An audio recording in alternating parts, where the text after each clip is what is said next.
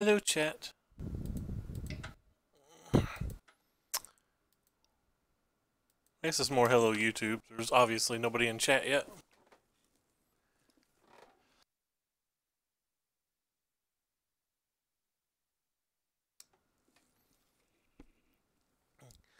Didn't change much today. Just added the After Meltdown back. Still contemplating the fourth rivulet and thinking about adding the second. Oh god, sorry about the sound.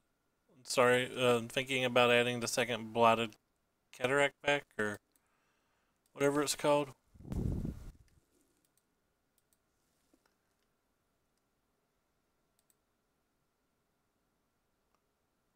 That's gonna pop up in a second. Definitely play first. Hand's fine. Have 3 lands, have 1 cycler.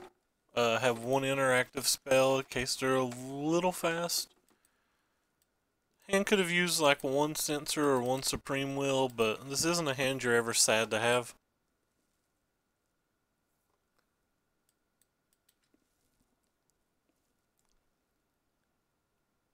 Should be decent versus most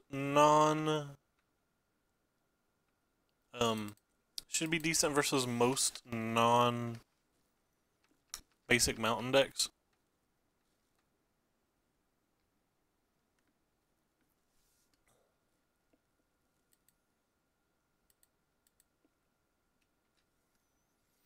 We have 2 glimmers, so that's a little more than we need.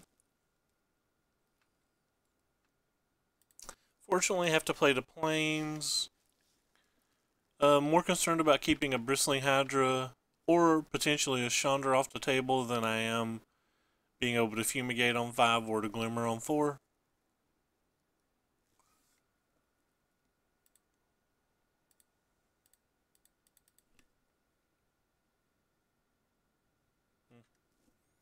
Might be lagging a smidge today.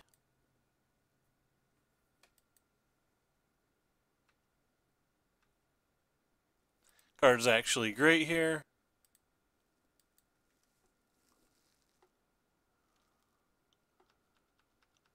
I'm not interested in that card at all. That card's a control card. I'm not a control deck.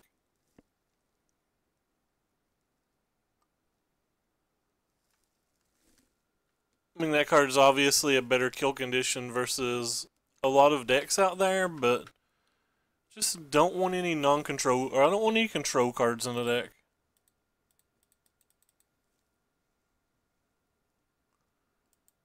Guess I'll put both of those on bottom.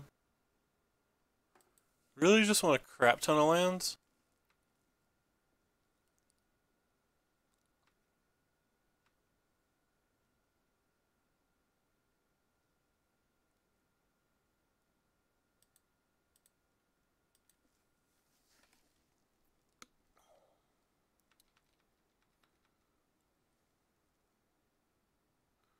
Kind of falling behind the 8 ball a little bit this game. Wish this deck was more readily playable in paper.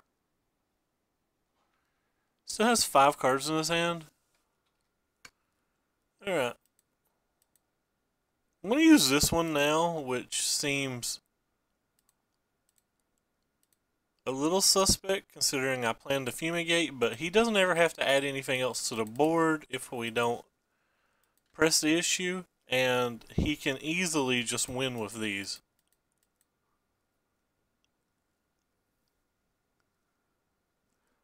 Also, don't think finding another Fumigate will be all that hard in the grand scheme of things.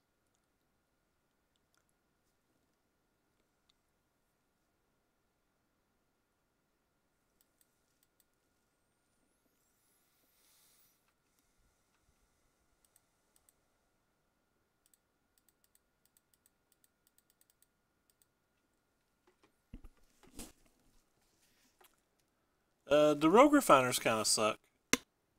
Like, he still has more cards than we do.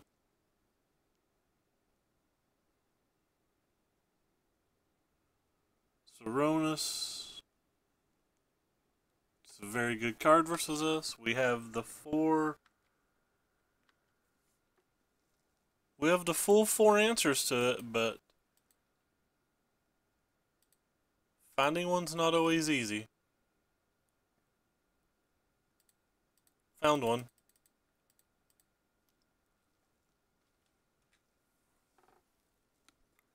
Not always easy.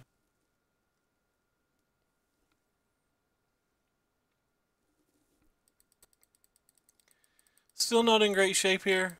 He can have a number of very good spells. Hopefully he's got one or two, hopefully he has at least one or two removal spells in his hand.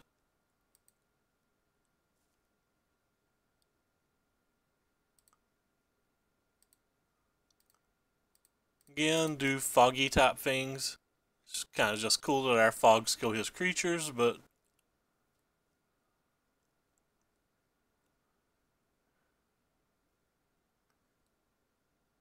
you know he has another creature because he didn't attack with that. Hopefully he doesn't hit a second. That's just great.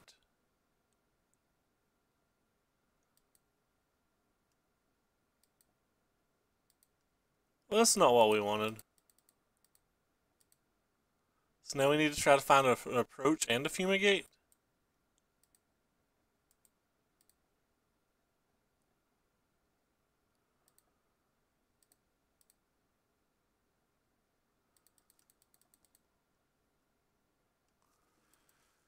Well, boys, it looks like we've bricked off in a game that we've drawn like 25 cards, give or take.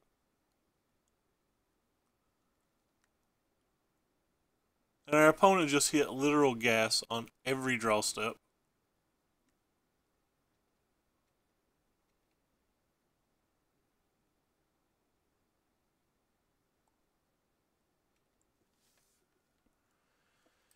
Let's cycle this thing.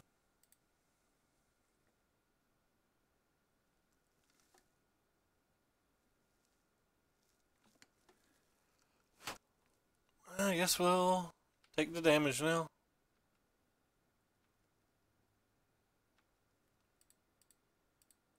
Cycle this thing. There's an approach.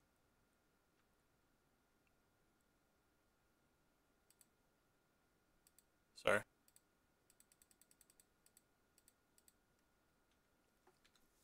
Okay, those two big things were protected from a Glorybringer this turn. We have a Blessed Alliance. We have a Rivulet, and we have an Approaching Suns. The totality of all of that equals we're probably pretty far ahead.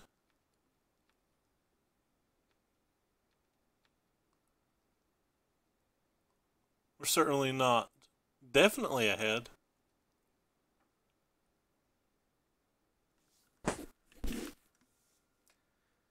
Don't know how our opponents never draw multiple removal spells.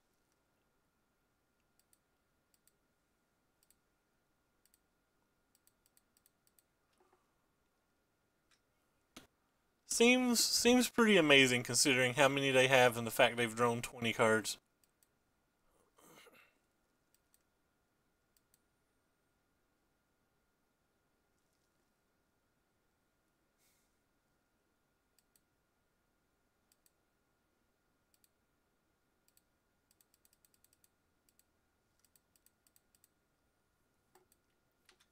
Anyway, so we've got a few turns still. Opponent tapped awesome. He's running absurdly well, yet he's typing things like awesome in chat. Don't really like it when people complain yet they don't realize how lucky they're running.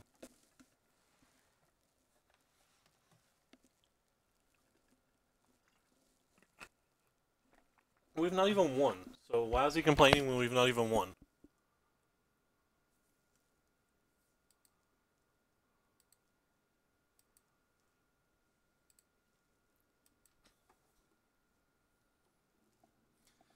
So any cycler would win next turn?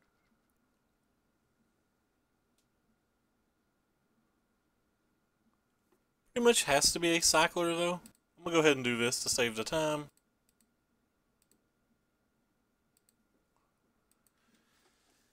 That's kind of a brick for him. Unless he has a way to gain one more energy worth of Opters, I guess, because he can attack for 8 this turn. That puts him up to 9 next turn. So, like, if the last card in his hand is a Harness Lightning, he's technically lethal. But we have a number of things that let us win. Any approach lets us win. Any cycle card lets us win. Any fumigate lets us win. Any Blessed Alliance, After Meltdown, removal spell. And that's a cycler, so I don't know. I have no idea. And Rivulet wins another game. These Rivulets have been absurdly good. I don't know why nobody else is playing them. But pretty well any card in our deck besides a... Any card in our land deck besides a basic land or a Supreme Will easily won that game on that draw step. But the Supreme Will may have won it. Like, would it depend on what we drew? Ridiculous. Alright. So, in this match, I like all of this sideboardy stuff.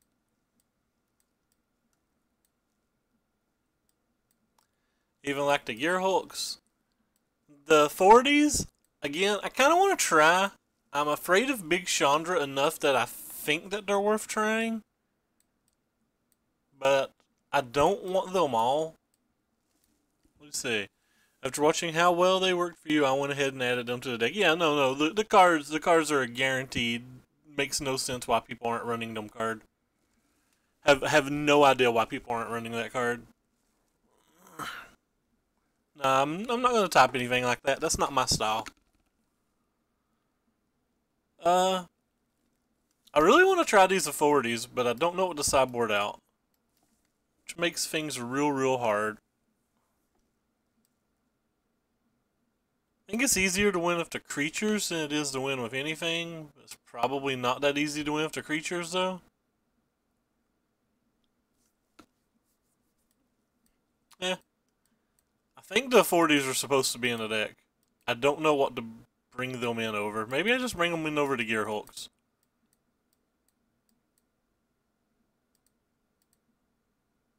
You don't have to have one early, so I don't think I need all 4. Well, we haven't got the sideboard game. They have 4 negates and 4 planeswalkers, which is some of the harder things for us to beat, but I do feel like we're a favorite. Typically win the games that they don't draw double negate. This hand's pretty weak. I think this hand's above a mulligan, but it's pretty weak.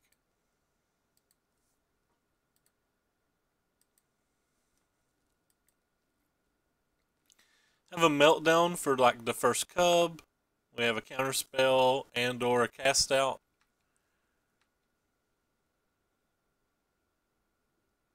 Opponent may have tilted off and kept a bad hand, or he could just be on Whirlers. Sup, Handy Noodle? What are you into? I put the meltdowns back in. Could just be on Whirlers, which is fine. Like, they're not bad cards. They do a lot of work. If you kept a hand like this, though, he probably has a bunch of negates or something in his hand.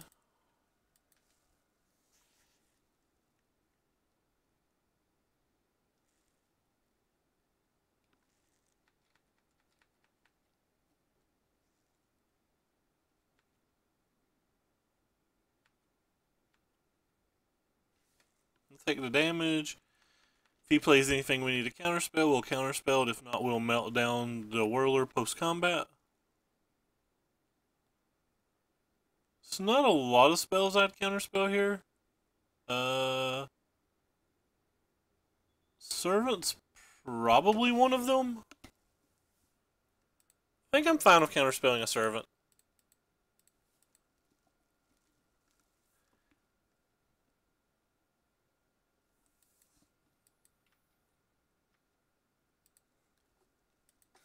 Instant regret.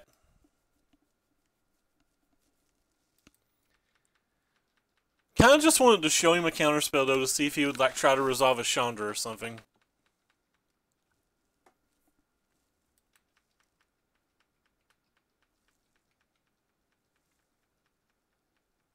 We do have trouble with planeswalkers, and we will have trouble with like a bunch of negates.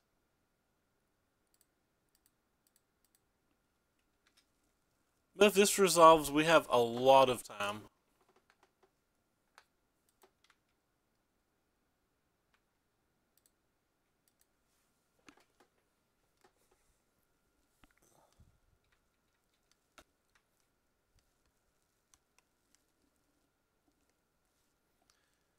Alright, so opponent's playing another Whirler, which is a little disappointing, but we have to let it resolve. We'll probably even cast a Fumigate now. Might prompt him into casting a Chandra or something.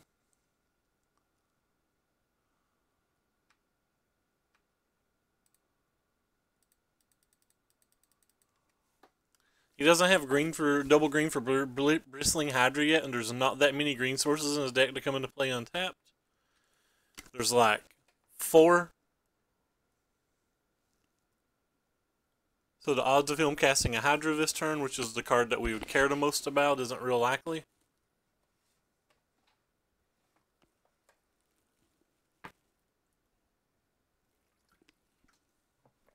The odds of him playing a Chandra are pretty high.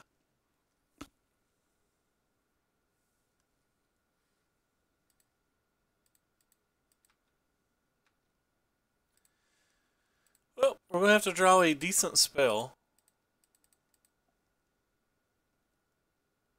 Should have kept 2 blue untapped, but I'm not bluffing anything anyway, so I guess it doesn't matter that much.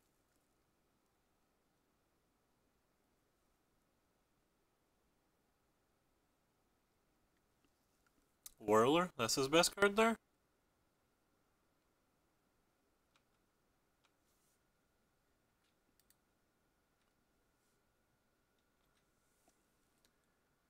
Maybe he's just trying to hold up negate, I'm not sure. Need to draw some of our draw 2s.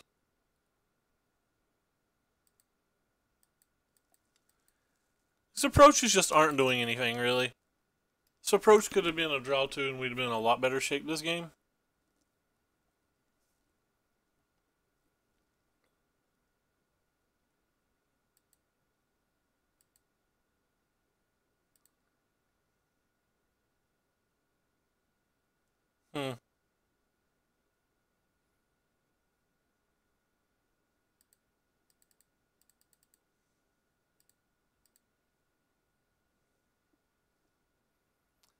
He's got 4 cards in his hand yet, so he probably has many negates.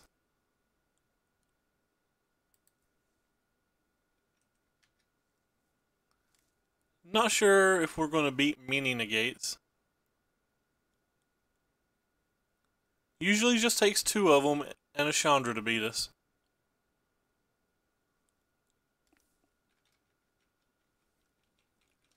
So they have Elder Deep Fiend in their deck too?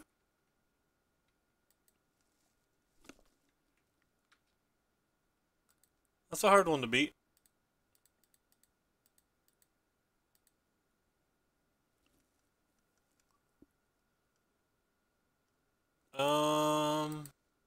Well, it's hard to beat now, but still a hard one to beat. We're pretty low on life.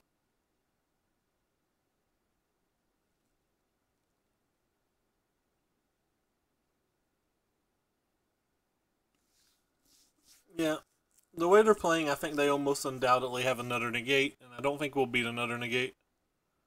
Guess we could draw something. That's not it.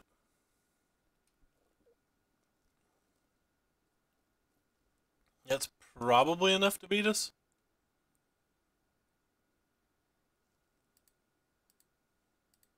Yeah.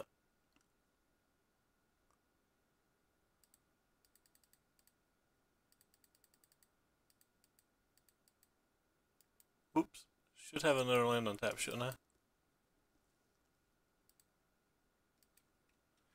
Yeah, they may not have another negate.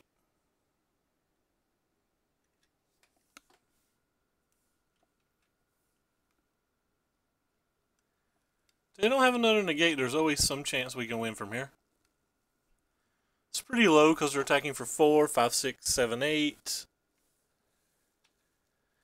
And then next turn they'd be attacking for 9, 10, 11. It's exactly lethal if they use the energy. It's more than lethal because of the Lumbering Falls. But there's certain cards we could hit to get another turn.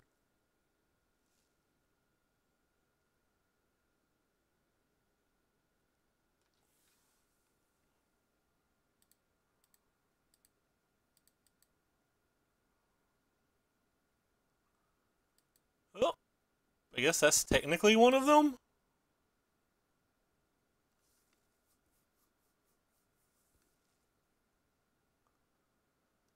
So we really need to draw like a Blessed Alliance this turn and they'll not have it. It's pretty impossible for them not to have it though. Which is one of the issues that we're running into here. Elder Deep Fiend's very good versus us too. They left us with our white mana. They left us with the white mana, they have to have a negate, right?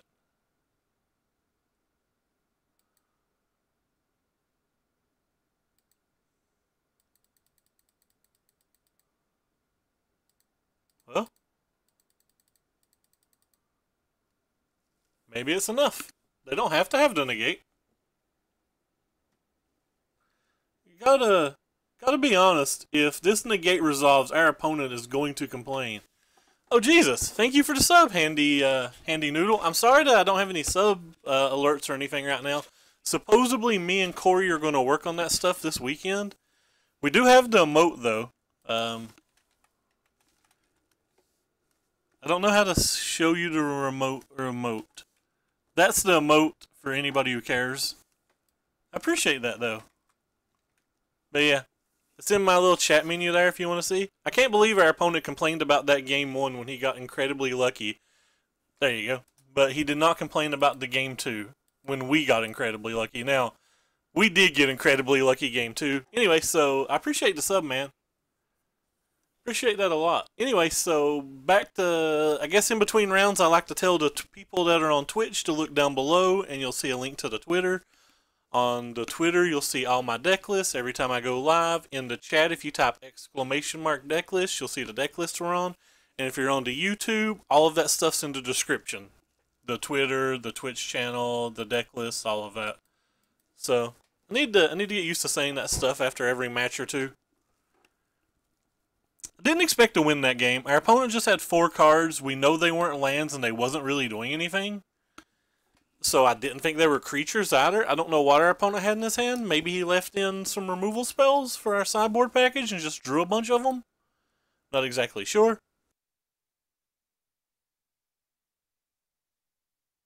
Our first hand looked amazing. We had all the spells we need, but when you have a 1 land 6 card hand, it's generally going to look amazing. This hand's fine. We have several early interactive spells, and we have a Cycler and a Supreme Will to try to help us find our lands if we need. Opponent put on the bottom, we put on the bottom. They're the Gifts deck. Our hand's okay versus that. If they're blue-red control, this game's going to be long and annoying, I think. I tend to think they're probably the gift decks. The gift decks are more common right now than the blue-red control decks and the Grixis decks, but we'll see. You generally know in the first 2 or 3 turns what they're playing. Like if they show us a Crane this turn, oh, they're just Teamer. Okay, well. Just Teamer. We have this sweet, what people like to refer to as a Nombo of the Effort Meltdown and the Blessed Alliance in our hand. I am honestly never upset to see both of those cards together, yet so many people hate them so badly that they can't stand it. First of all, many opponents just don't play into it. They just let you get your value. But second of all, you don't have to play the Meltdown first. Like, I'm just going to kill a Servant here. I don't even care. I don't care that I didn't get the second part of value out of the Blessed Alliance. And I mean, obviously in this exact situation, like an Immolating Glare is better, but an Immolating Glare's worse when you're on to play in general because you don't want to have to leave up 2 mana on their turn 3 or sorry, on your turn 4 to kill their turn 3 attacker. And it's better, or it's worse versus gods. That's why the Ephraim Meltdowns are just better. But like, we drew them both. We didn't care that we drew them both. The usual. Like, so many people get mad.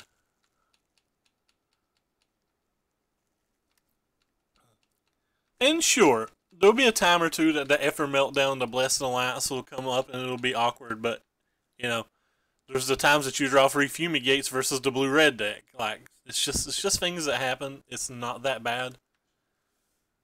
There's no reason to really care at all. We got value out of both of our cards, even though we had them both. And people claim we're not supposed to get that value. And that's why the deck's so bad. The way I look at it is Eric Froelich played Ephraim Meltdowns at the Grand Prix. And I'm not saying Eric Froelich's a god or whatnot, but if it was so bad, he would never have did that. Missing our land's pretty terrible here. Honestly, I probably could have Supreme Willed for a land, but I think it's safe to try to hit the Hydra and or the Glorybringer. He could have been playing around a... Could have been trying to play around that Censor.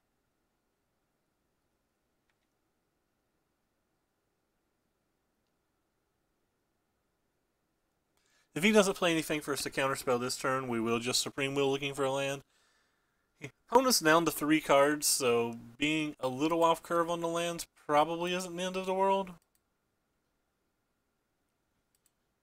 I have to counterspell that, unfortunately. Planeswalkers is one of the hardest things for us to beat. We don't have our guaranteed land yet. Could have Supremed Will and looked for a land and then used a cast out, but would have liked to save the cast out in case we'd hit a land.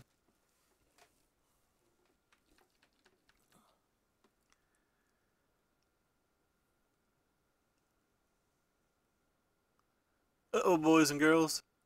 It's the Hydra's coming to town. Go ahead and cycle this. Right on time, Mr. Authority. The Authorities are more awkward than the Meltdowns and stuff, but I think they've deserved the main deck. With red becoming less popular, I was going to cut them at the beginning of the day. Like, I didn't plan on playing these Meltdowns today. Or I planned on these Meltdowns being the, I planned on changing these Authority of the Consuls today. But with 3 red decks making the top 8 of the Grand Prix yesterday, I decided to give them one more day to see if there's really that many red decks out there. We don't mind to take a hit here. Really just want our opponent to play a little bit more into the Fumigate.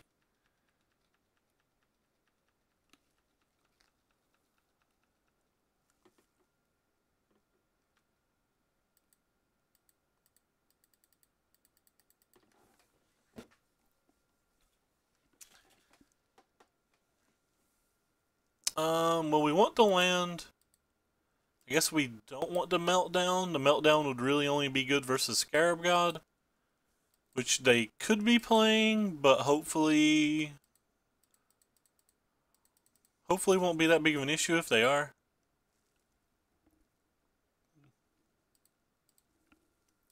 If they just untap and have another Chandra or a Scarab God, things could get a little difficult though, because we've already went through 2 of our cast outs. They could just have a couple creatures, or could just have a couple removal spells, maybe 1 creature in hand. Which is kind of mathematically what should be going on that spot. I'm going to play the farmland. Had enough mana that I could have cast a Glimmer and cycled a farmland, but there's a good chance that we're going to want to play like a 4 mana and a 5 mana spell in the same turn. And you know he just drew that because he wasn't sandbagging the tune for 38 turns or whatever. But so the 2 cards in his hand have to be practically irrelevant right now.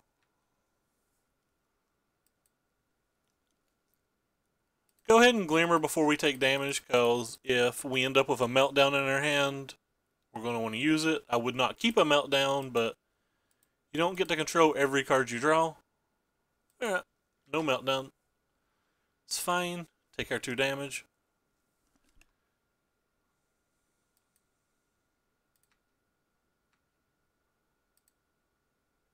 Main phase cast this thing.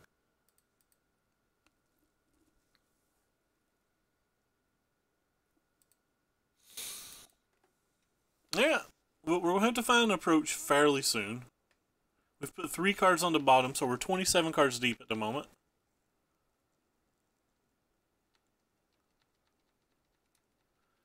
We have 1 more Fumigate in case he draws a real non-Chandra threat.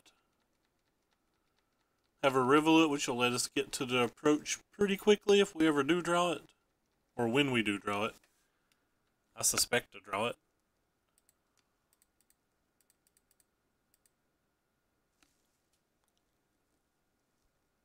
I guess we take the one that cycles then. That's 6 cards put to the bottom. There's an approach.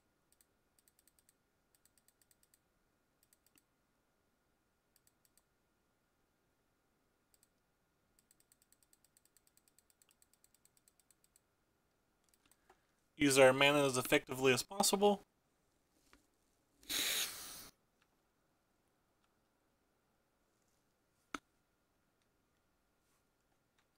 Sure. Go ahead and cycle this to save the time. So we know it's 6 cards down now.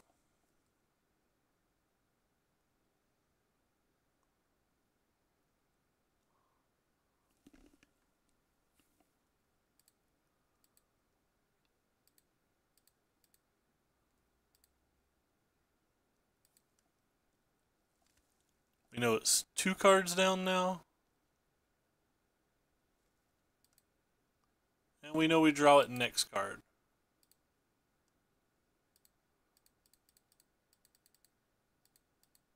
We didn't have 8 mana, so we couldn't censor and just win, but it's pretty hard for us to lose. Guess he could chain 4 Deep Fiends wouldn't even kill us. So I'm not sure what he could have here. He could have more negates.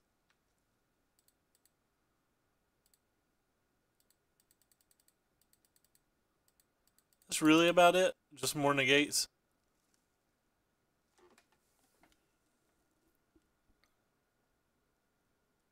I say more negates, but he's not played a single negate.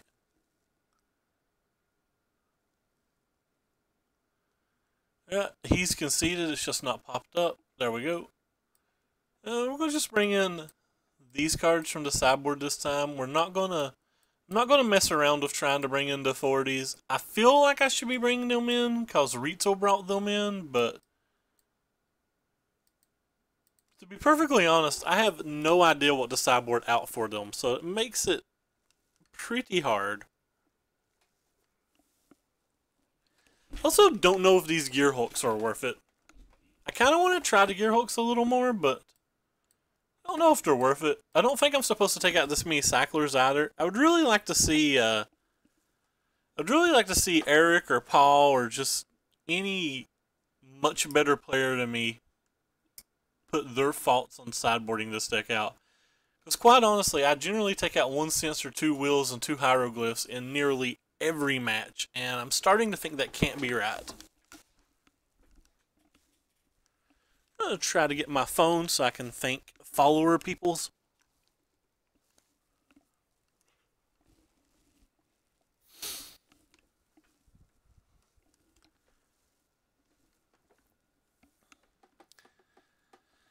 Today's YouTube video is exporting or uploading as well. Thank you for following Cohen VTK Looster. Yeah. There we go. That sounds right, friends. I apologize if it's not close to being right. We have to mulligan this hand. Again, we don't have lands. Probably need to mulligan this one as well. Alright, well, this is the best hand we've saw. I'm going to keep the Blighted Cataract on top. We have to get incredibly lucky to win here.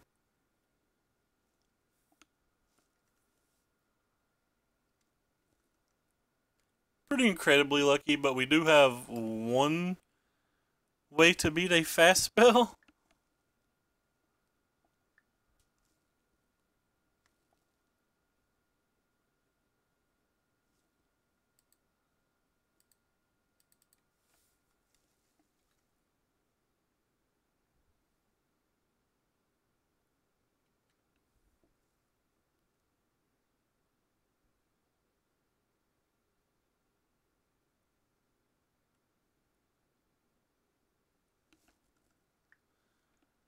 And that's a little cub.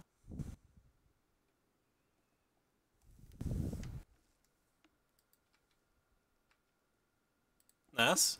Happy to hit a land.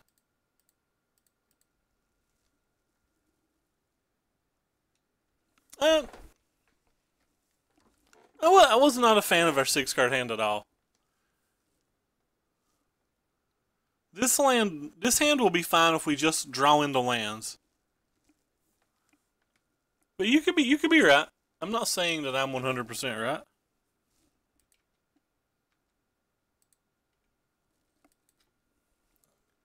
Whichever hand it is, it's going to be pretty hard to beat a good draw from them, though.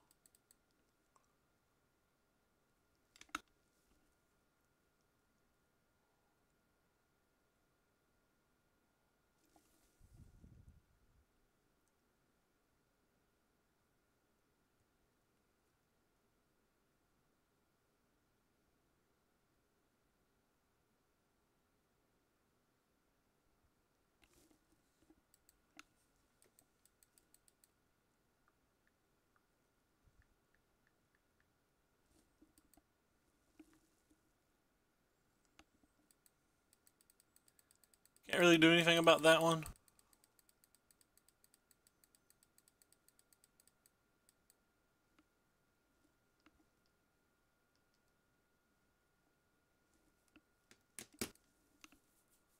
We have to look for the land, I think.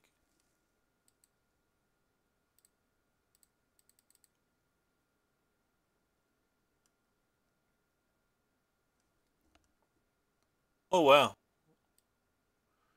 Complete airball. I'm actually going to take the sensor, the one that can cycle. Can technically counterspell something too. It's probably just going to be used as a cycle.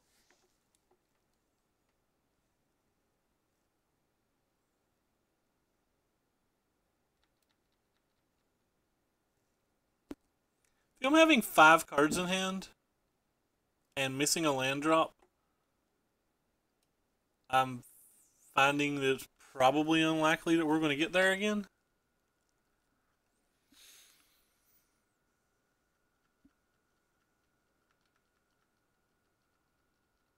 Especially if that lumbering falls.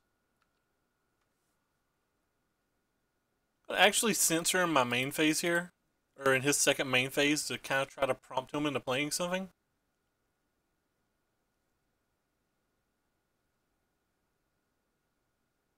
Didn't work. Well, we tried.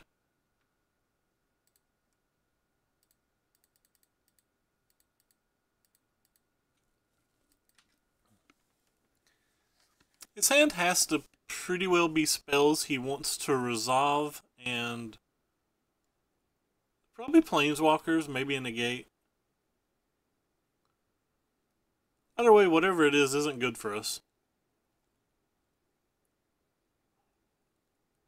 We did mulligan twice this game, though, so mulliganing is a lot worse than a lot of people think. Mulliganing is really, really bad in Magic.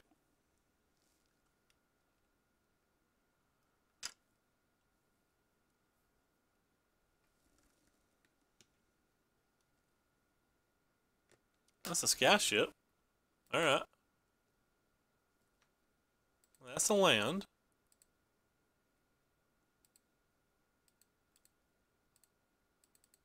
probably wouldn't still have Skyship in the deck versus me, but what do I know? So probably not going to be the big Chandra from here.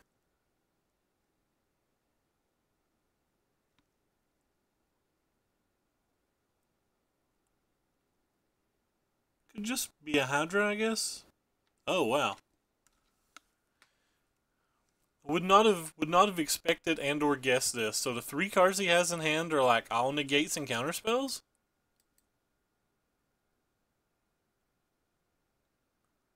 Maybe 1/2 drop? Could be like a Harness Lightning or something as well.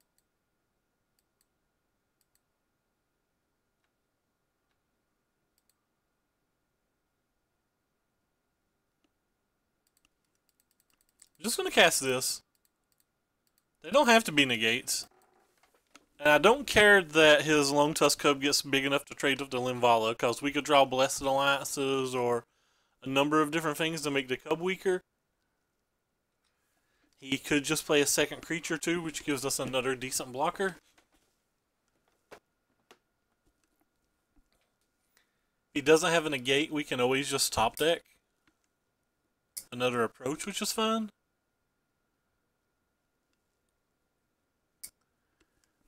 Cycle to Thicket.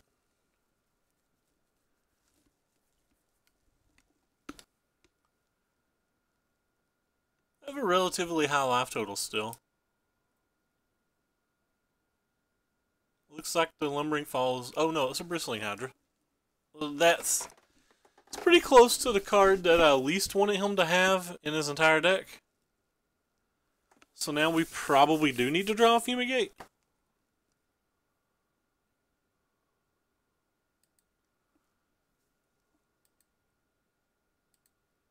Regal Caracal. I think I'm going to start with this one.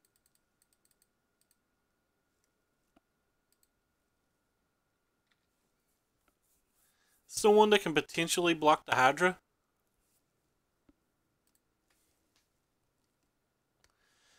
This game's going to be a bit difficult to win, I think. We're 6 cards away. And he could easily just have a negate.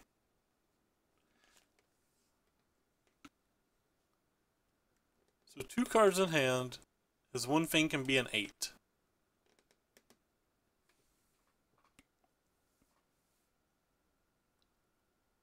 Alright, well, he could... So it's currently a 5. He could turn it into a 6. So with a Harness Lightning, he kills both of these, but that's fine. That gets a card out of his hand and gives us extra information.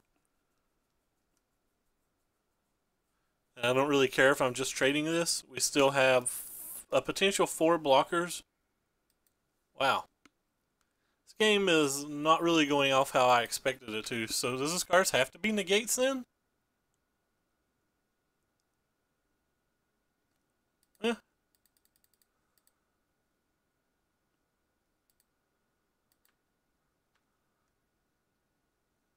Don't know what's in his hand. Probably has to be negates.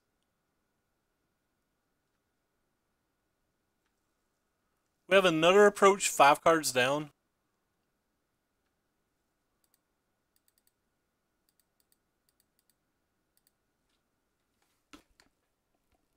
This little thing blocks for days.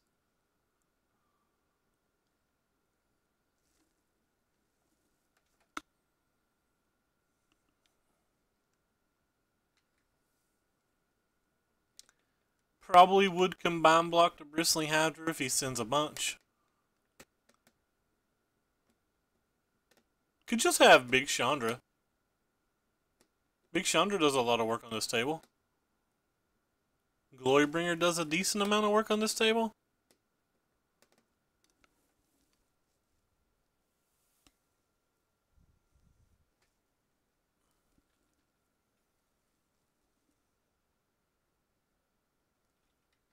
Sure.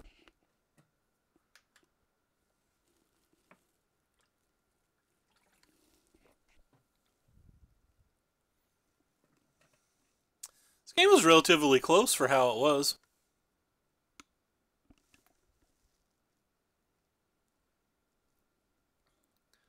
So is this going to kill Angel or is this going to kill Cat? Definitely going to kill Cat, sure.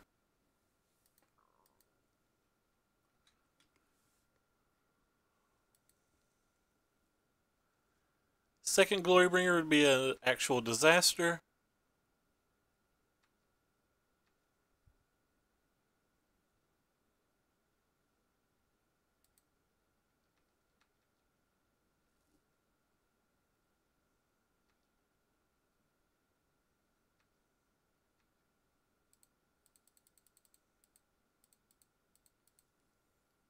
This probably finds the first negate.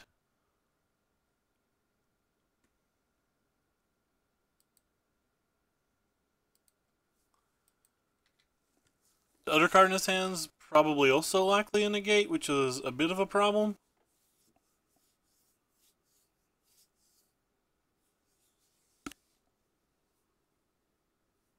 Guess I could have held the Angel back to protect against the Lumbering Falls.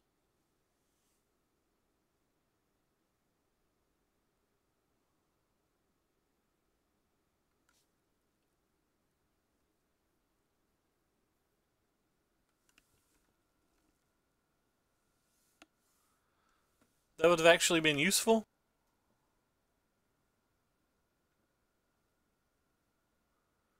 So I'm going to take 3 this turn down to 13. He can attack for 12 on the following turn. Well, Fumigate would be a nice draw as usual. Another Cat would be a nice draw. Him not having negate would be nice.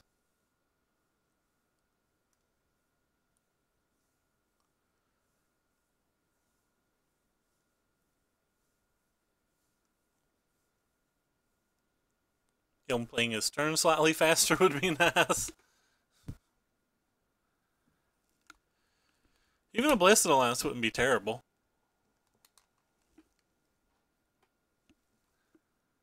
The only cards that would be very bad in our deck is none. It's not a terrible card in our deck.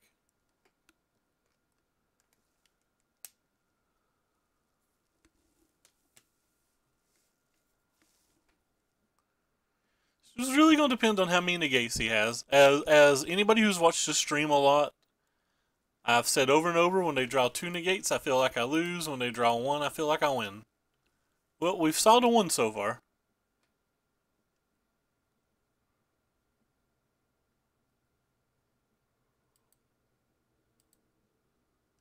Um...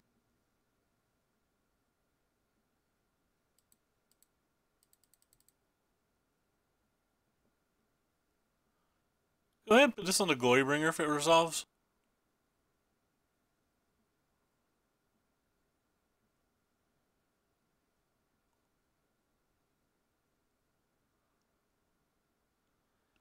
I guess it was technically right for me to wait for his upkeep, but...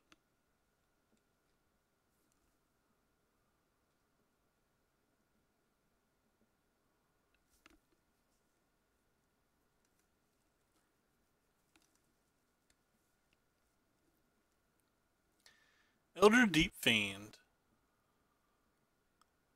So 5, 9, 10, 11, 12. We're not technically dead.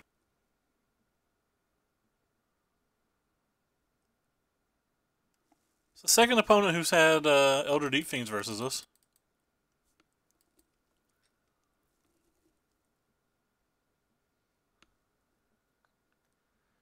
Not technically dead is better than definitely being dead.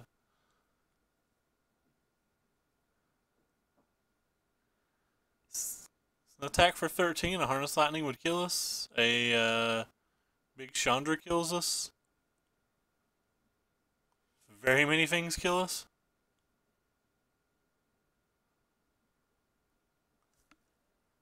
What cards can we beat? Can't beat a Negate. Can't beat another Deep Fiend. Can't beat a Harness Lightning.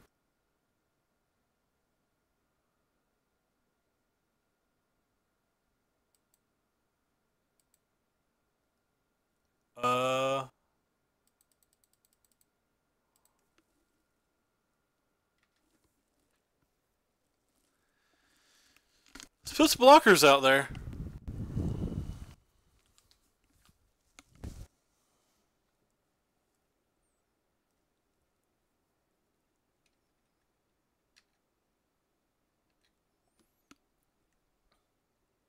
Can beat some of those cards now.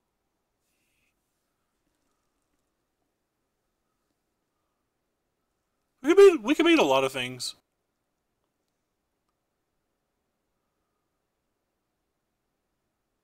This isn't even that bad for us. We have a lot of profitable blocks now. And he still has to have a negate.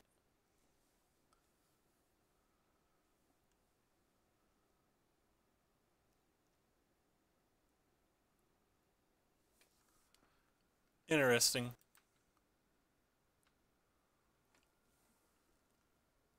So...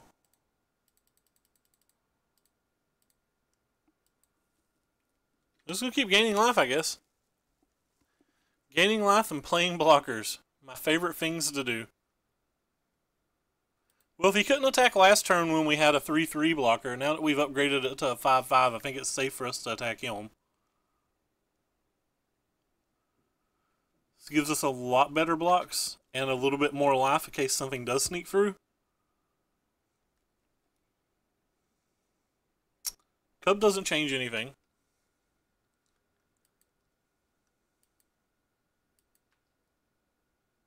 Let's see if he has it before we make any decisions on attacks or blocks. He could easily just have the negate. Alright, so that's the second negate. If I attack with both of these and he draws a Glorybringer, it would kill this. A million things would attack. I would block. Alright.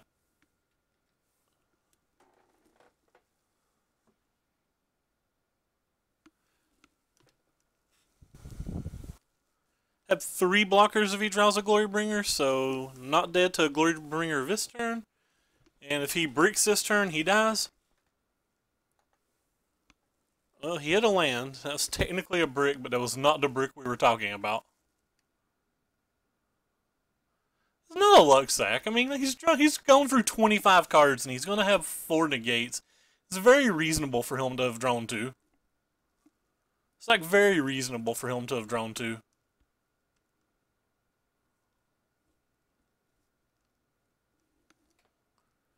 If anything, I'd say we're the ones getting lucky. We've drawn 2 cats, 2 limbed Valas, a fumigates, and 2 approaches in our top, like, 23-ish. I don't think our opponent's drawn particularly well.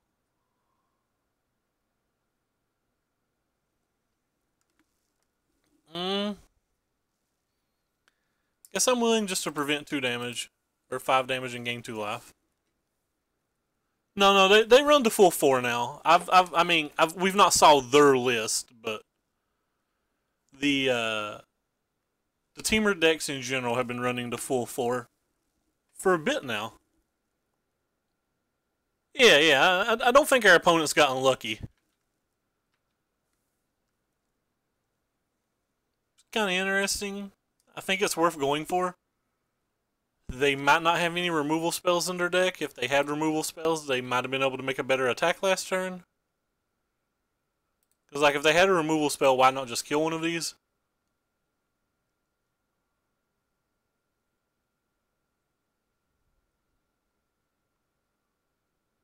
Yeah. That's a little unfortunate. Not dead, though.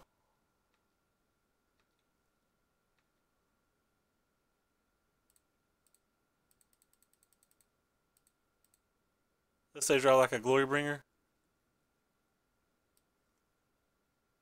Oh, I have to pay a blue. Whoops. My bad. I have to tap this one.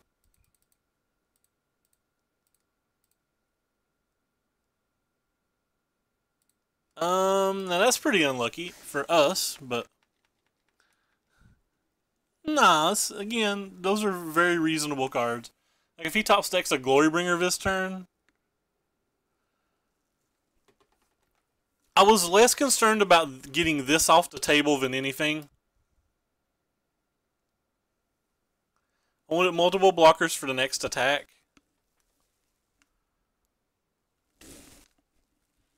Like I don't think I'm winning this game without resolving one more big spell anyway, and I wanted to play a little bit more around the Glorybringer.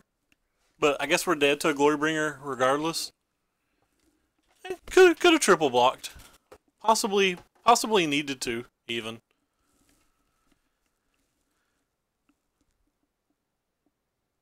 They drew another burn spell on back-to-back turns. We're just dead. Alright, well, we have no out here. Take 4, 8, 11. Yep, that's game.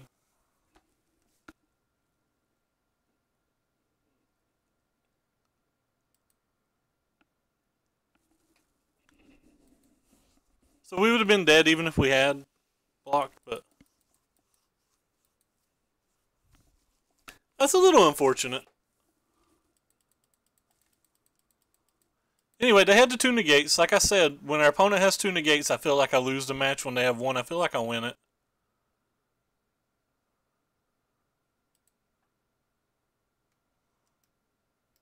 Rip. If we'd drawn those in the other order, we would have had another draw step, at least. Wasn't going to win this game. Alright, anyway, back to the sideboard. I don't think I really want to make any changes.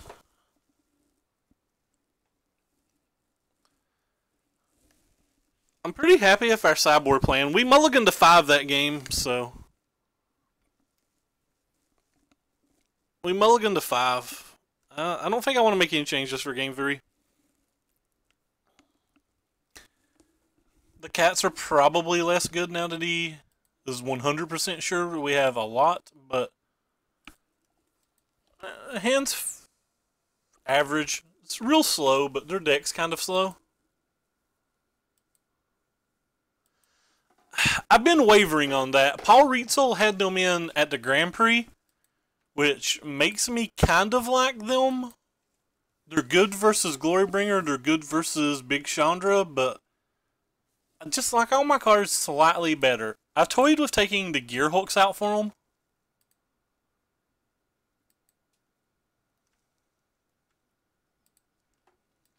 Uh-oh. Rip. Going to need to hit a land, or we're probably going to drop this game.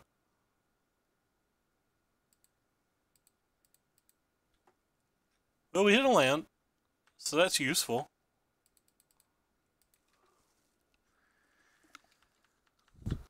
Likely counterspell anything he played here.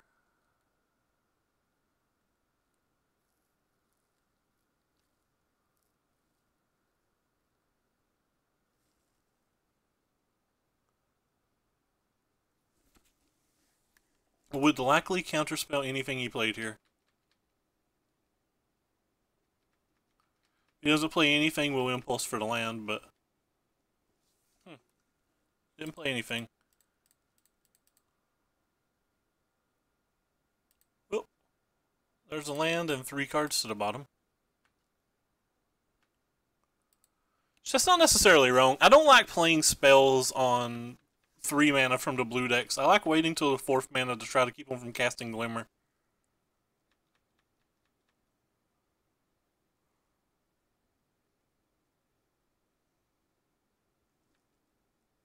Personally, I want Authority him because I'm scared of the glory and incremental life gain just feels... It does, but what would you take out for him? I'm not saying that's wrong. Like I said, Paul Rietzel had him in, and he's clearly a much better Magic player than I'll ever dream about being. It's just, I don't know what to take out. Probably not keeping anything but lands, but looks like this isn't even resolving.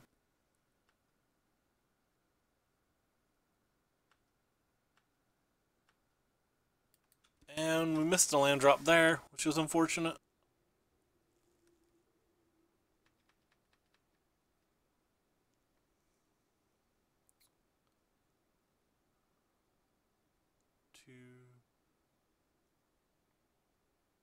Well, we can't counterspell it.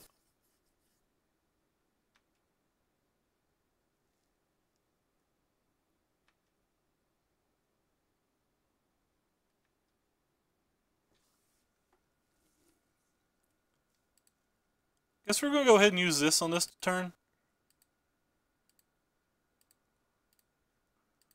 We drew the second meltdown.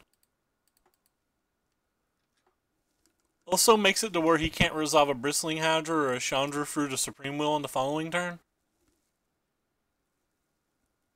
Oh, he's got another negate? Wow.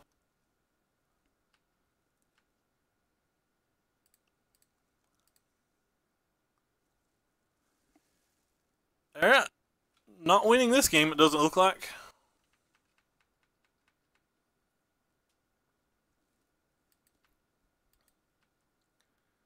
Said double negate is the bad thing for us to beat.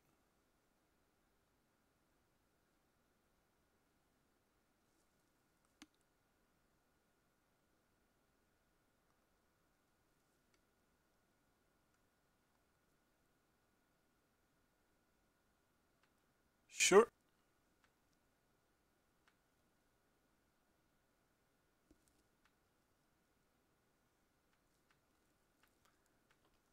Can't think of many things we could beat here.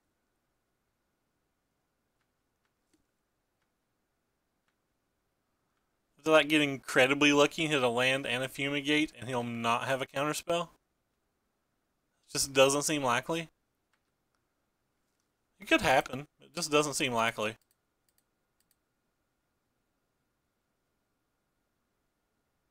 Well, there's a land. One fumigate to rule them all.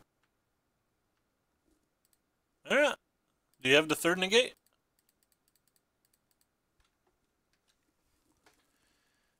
If he's got the third negate, we lose on sight. If he doesn't have the third negate, we have some chance. Depending on what his follow-ups are. Ronus is a good one. This Ronus plus something, that's very good. Alright, we're just going to play a cat.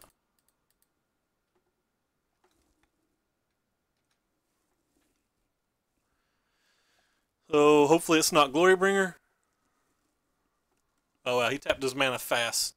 Okay, not Glorybringer, that's fine. Still get to play this other Caracal on the following turn.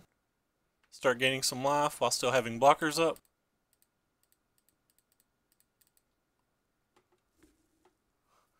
Unleash the litter box.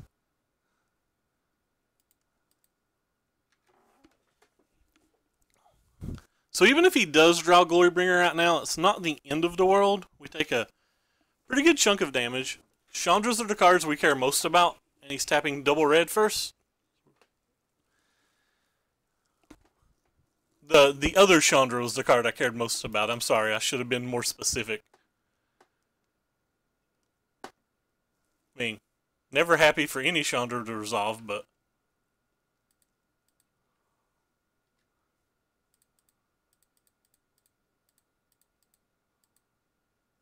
sure they're all attacking the right things. Keep a Glimmer up and an Effort Meltdown. Well, opponent bricked again.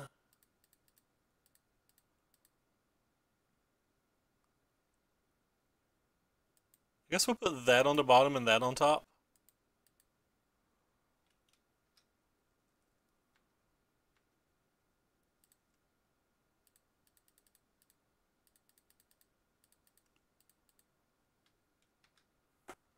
Now we're over 30 life.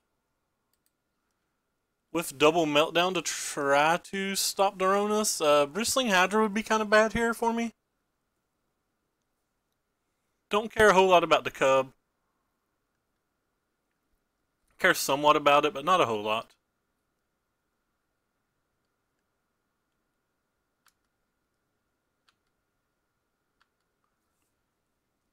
We'll cast outs. Pretty fine.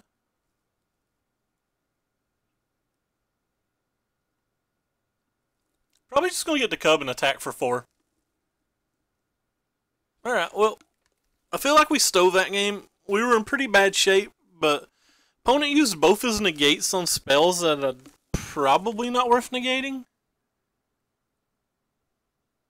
The second negate, especially, just probably wasn't worth it. I don't know. Anyway, we'll move on. And to spill out what I like to spill out between every match, if you look down below in the Twitch chat, there's a link to the Twitter. You see all the deck lists I play when I go live. Also, if you're in the Twitch chat, you can type exclamation deck list at any time to see the deck list we're playing. If you're on the YouTube channel, everything's in the description below. And we move on to the next match. So we beat Teamer twice. I don't think we should have beat Teamer that last match. I think his draw lined up pretty well versus us. Oh, we have to mulligan again. We're mulliganing non-stop today. Yeah, I'll send it away again. This hand's fine. A couple interactive spells, got one thing to cycle with. It's obviously not great, but when you're mulliganing to 5, you're not going to find that many great hands. We have the sweet Nombo of the Meltdown Blessed Alliance again, which everybody keeps telling me is miserable. Again, I just don't mind to have them right now. It really just doesn't bother me. The drawing to 7 drop on our mulligan to 5 versus the red decks, not ideal, but few things are ideal. I'm gonna go ahead and use this one first. Again, this particular situation's another situation that the Immolating Glare would be marginally better than the Meltdown, but like I don't think it's even a lot better. I think it's marginally better. Opponent still has 4 cards in hand and isn't really playing creatures, so there's about no chance that he's not going to have a heavy Hazoret, heavy Chandra draw, which we're just not going to beat those draws with this draw, or with our draw. And that's fine. Can't win every game.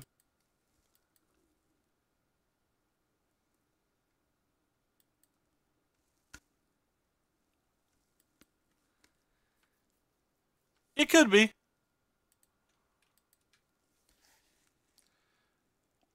No guarantee we're getting to 5 lands, though.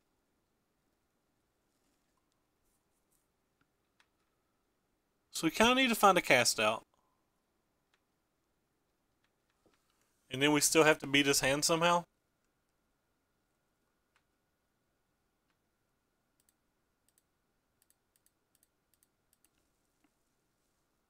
There's 4 cast outs in the deck, so I have a reasonable chance of finding one.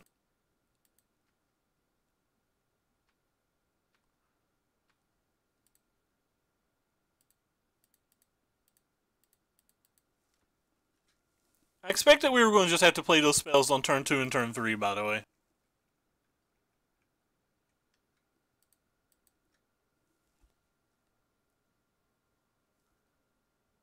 The opponent doesn't have a Hazoret, so you're saying there's a chance.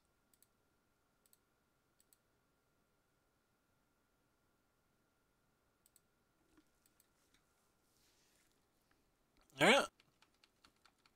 The dream's still alive, friends. Earthshaker's a good one.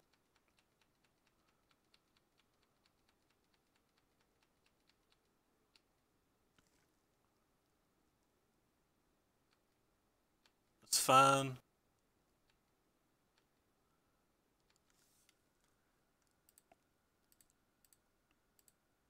Pretty close to just looking for lands, maybe more cast outs with this. I almost want to keep that approach, but we won't. We'll keep out the Meltdown, though.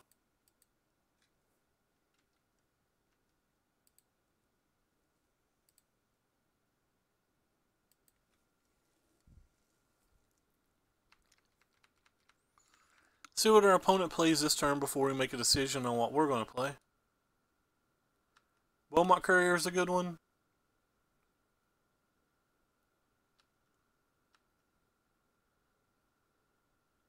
It's probably good enough to make me go ahead and play the Meltdown, which is going to get thrown away to the Fumigate, which we will take 4, but if we draw a land, we're not even casting the Fumigate, so I think it's worth it.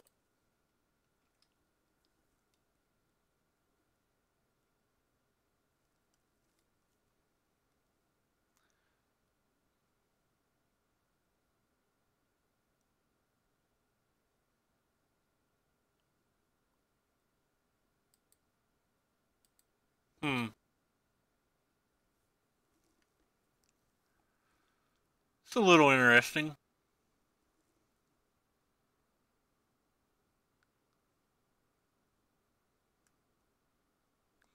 Just cast out and gain 2 life up to 7.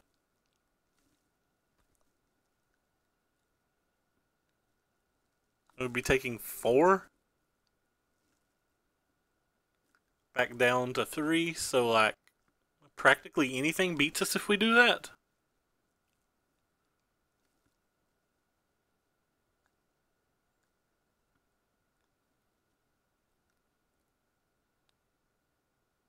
Don't think we can cast Fumigate there.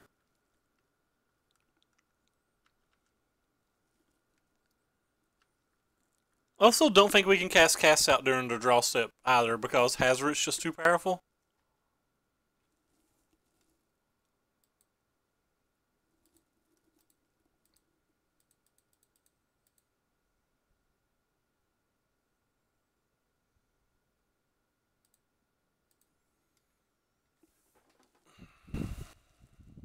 So whatever's in his hand, he lacks more than the Beaumont now. Which is a little scary. Just 2 burn spells kills us. That pretty well kills us. We draw like land into approach over our exact next 2 turns. Maybe we're fine.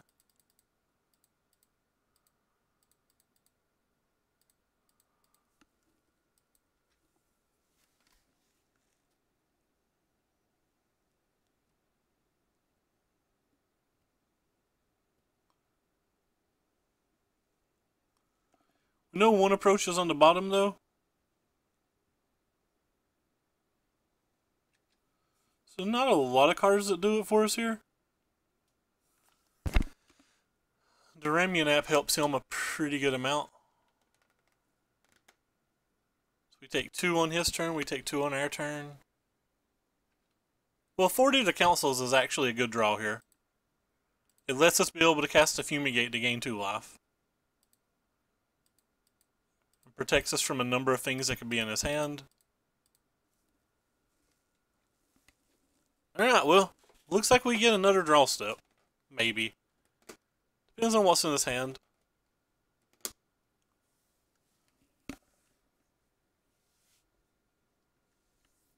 Alright, so we're at 7. At 7, taking 6. So we get 1 last draw step.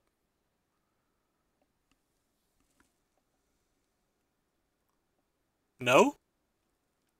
What's the no about? I've done something that's made our sub sad.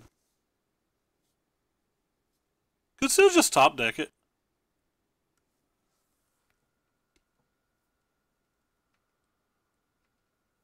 Well, that's not it, and we don't get another turn, so good game.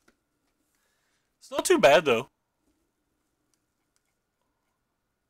They didn't have a particularly good draw, but we did mulligan to 5 on the draw versus a red deck, and it was moderately competitive.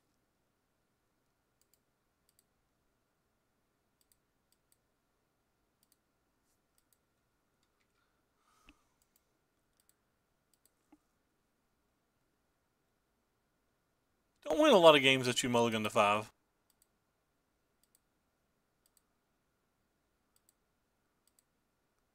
You're just 1 draw step from being able to hit it. Anyway, we bring in all of this stuff in this match as well.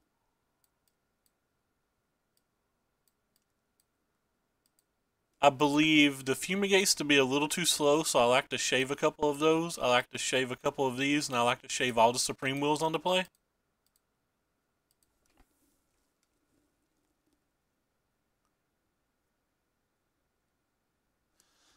It does bring back the shackle from the grave, but it can't attack that turn.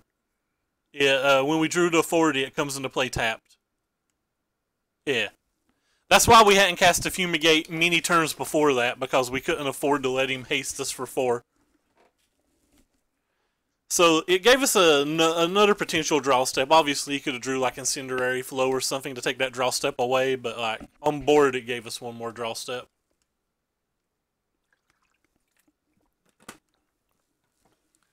Forty is a fun card.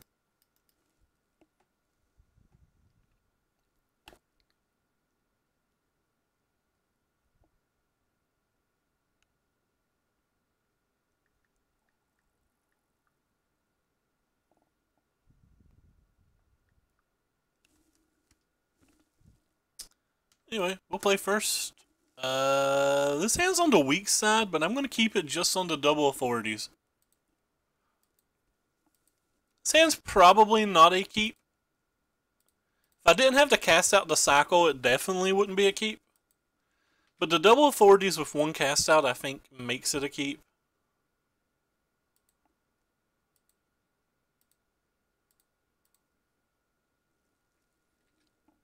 Unfortunately, authorities themselves don't win.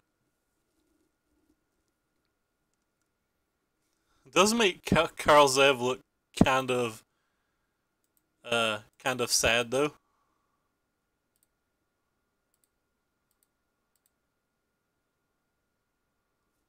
Oh, boys. We missed a land drop last game too, at some point.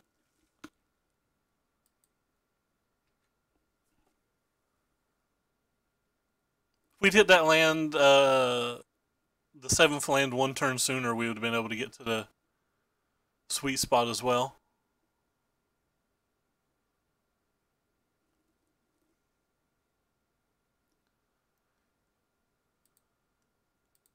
I think I need to look for the land. I'm willing to take a little damage.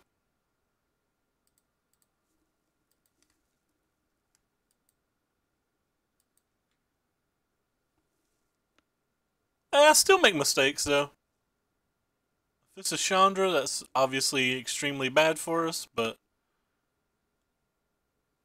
what isn't bad for us in this spot? Everything is.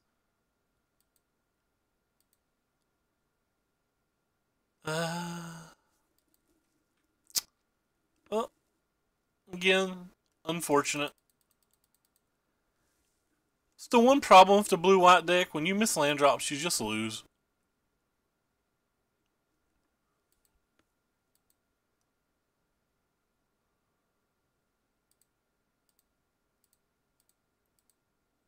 We have to draw exceedingly well from here.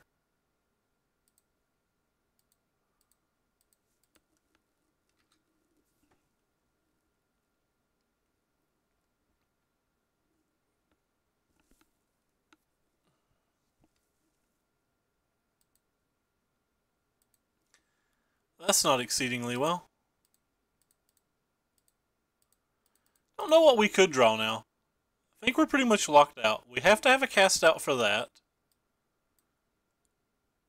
We have to have lands for that. Let's put both on bottom. Didn't hit a land when we put both on bottom.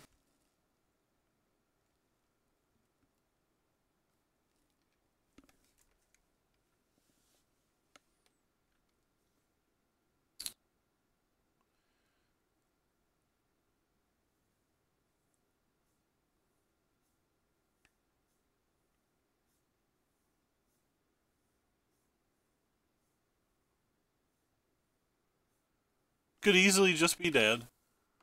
If we're not dead this turn, we're probably dead next turn. Alright, well, we're dead.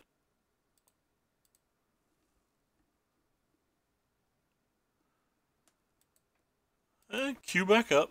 I still think we're slightly favored versus Mono Red, even though we have lost to Mono Red the last 2 times we played it. But I mean, you saw those games.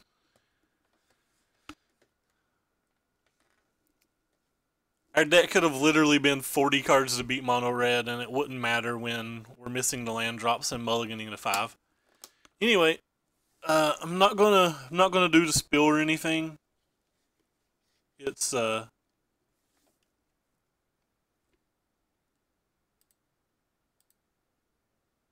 been too quick. Just go ahead and play. Hand's fine. I have an approach. We have an interactive spell. We have a sweeper.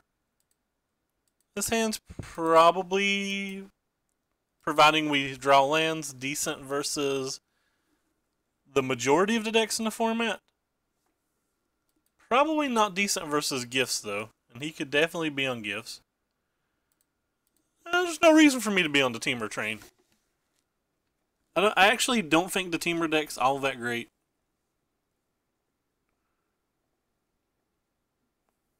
Well, he's the gifts deck.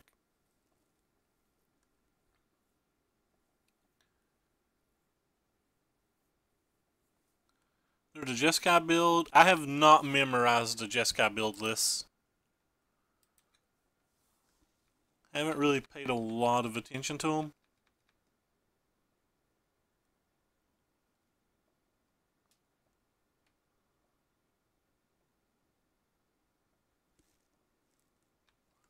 Sure.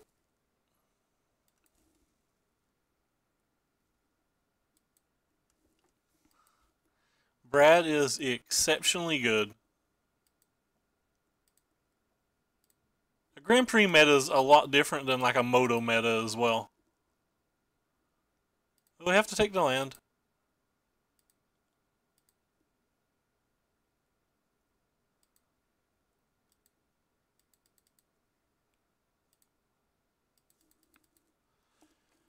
Brad is exceptionally good, though.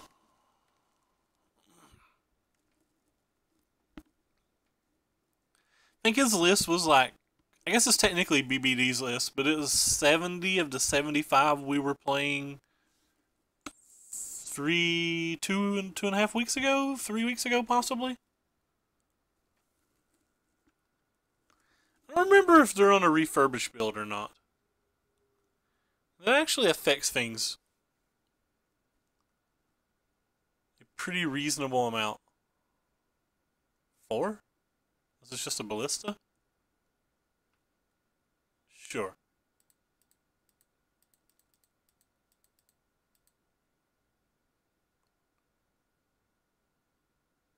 But we don't want either of those.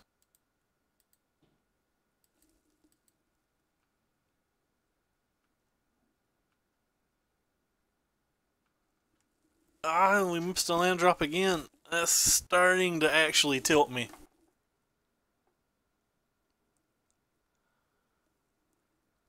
Just tapping mana and we could be dead here.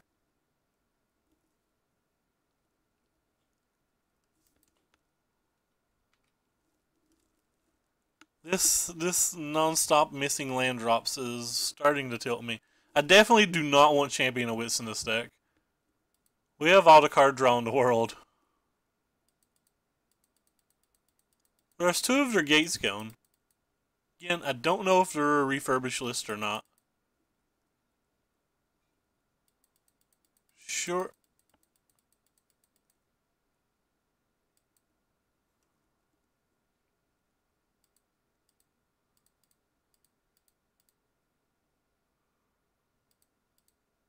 Lands?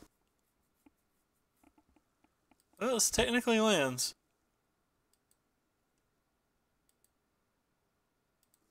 I mean, we still can't cast spells, but it was technically lands.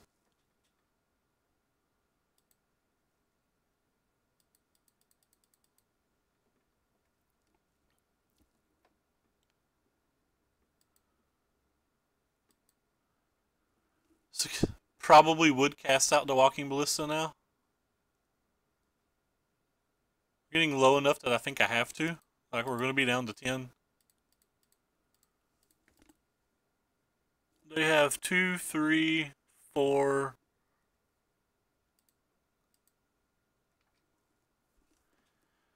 4 creatures in the graveyard, so I can't even, I can't really get rid of those cards.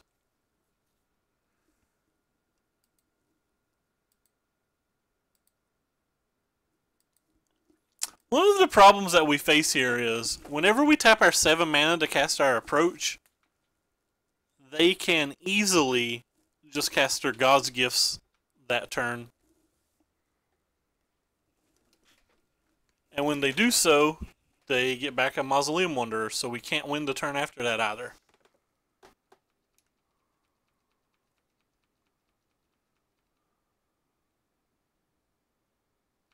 Sure. Don't think that affects a whole lot.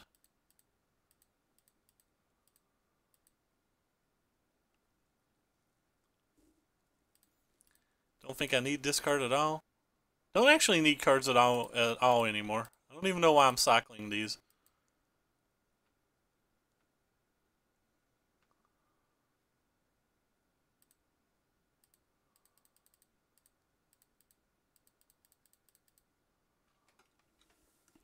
This is pretty bad for me because, like I said, he can get this card back now. He's got the gifts in his graveyard. Again, I have no idea whether to refurbish decks or not. Oh, alright. Well, opponent just didn't have anything. They didn't have a gate, and they didn't have a refurbish. And they die because of it.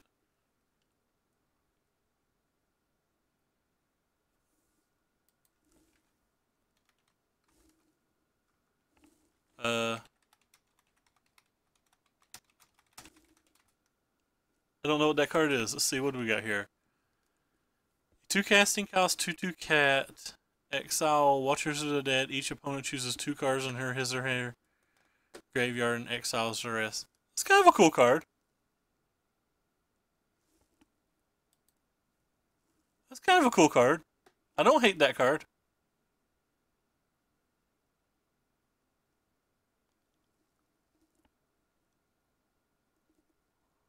Well, our opponent drew exceptionally poor this game. We know when we run hot. We ran very hot this game. I have no idea what's in their deck. I'm going to assume it's the typical stuff. I doubt that they've gone too crazy. There's going to be like some negates, maybe some dispels. Either way, Authority of the Councils is a card that I find pretty good in this match. Gives us a lot of time if they do resolve a God's Pharaoh gift. Generally can't really stop them, to be honest.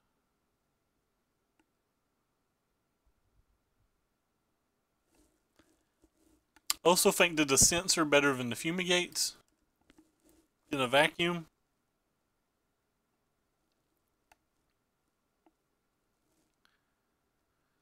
The gates and the Summary Dismissal have to be playable. Anytime I'm bringing those cards in, I'm typically bringing in my Gearhulks as well. I don't really think any of this stuff's good. It could be, but it's probably not. This game's probably about like stopping Chandra's, more Mausoleum Guards, and just tons and tons of counterspells. Which, if that's true, then the Regal Caracals are pretty good, but they have just so many answers to things. They could be on the God's Gifts as well. Sorry, not the God's Gifts, the Glory Bringers. And I cannot talk. Has anybody noticed that I just struggle talking at all times? I don't think the Meltdowns... Whoops, I need to close that. For anybody who cares, by the way, Eternal's actually a fairly good game. And if they're not bringing in Glory Bringers, those cards aren't particularly good that we sideboarded out. I think I'm going to get rid of that too and just bring in another cat. Try it like this. Maybe I could cut a Fumigate and bring in the other cat. Let me close Steam. Nobody wants to see my Steam friends' names. I mean, it is, but It ain't. Does that make sense? And we'll get keep. Eternal is... You know what Eternal is. We've been in chat and you've talked about it. It's the game that Gunner and I have told you to play. Still using a 40. I think a 40's pretty fine in this match as well. Don't ever want to draw the second authority, but the first authority in this match is pretty good. Could be an argument that I don't want that many authorities in the deck even. Might not want the full 4. I do pretty much always bring in the cat.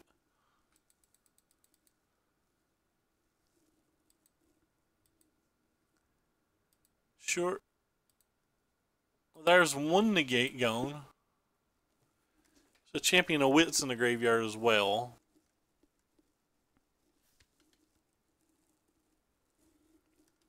Trophy Mage is going to find a gate, I'm sure.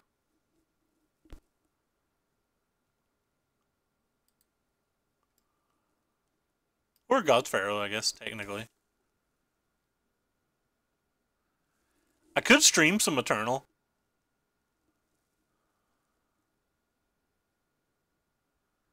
It is pretty much only good versus haste creatures, but you gotta remember this entire deck revolves around a haste creature combo.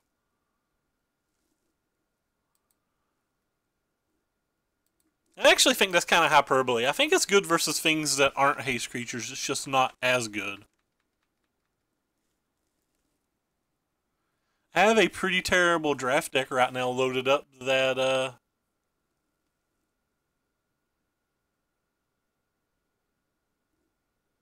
you know, they're beating me down pretty quickly.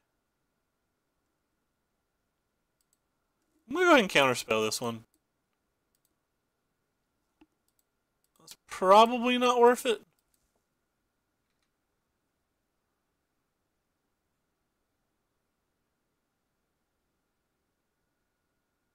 I didn't know that there were 2 different games like that. Alright, that's unfortunate. Missing a land drop again.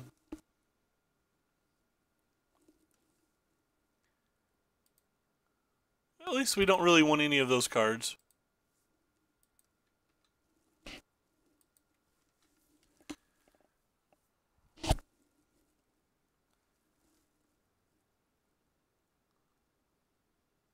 I think blue-greens are horribly uncomfortable, so I don't think it's that sad. I think that's pretty normal.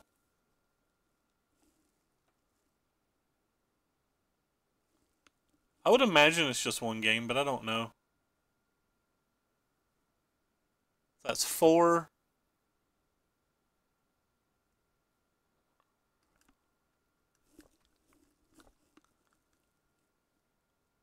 So if they have a land and a creature in hand, they can activate the gift this turn. But they didn't even have the creature. Could have another Walking Ballista in their hand.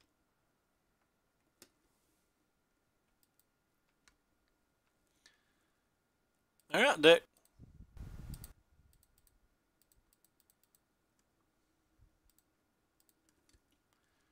Go ahead and pop that off. I hate doing it, but we're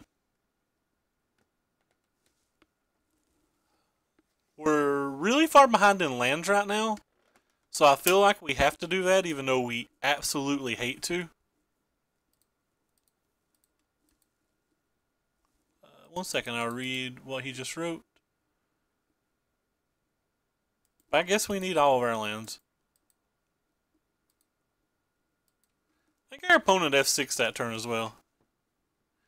It was a last minute Friday Night Magic Game Day decision. I managed Scavenging Grounds is fine, but the 2-card store... Okay, that's fair.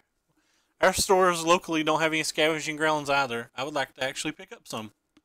It'd be nice if they just played like an Angel and didn't have a negate.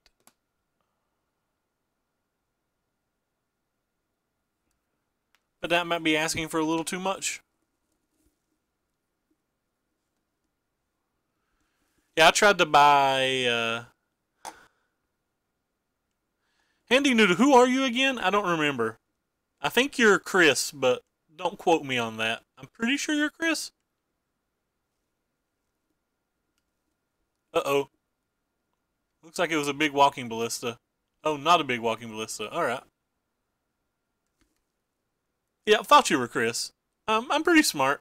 I remember some things sometimes, friends. That was odd. What our opponent just did was very odd.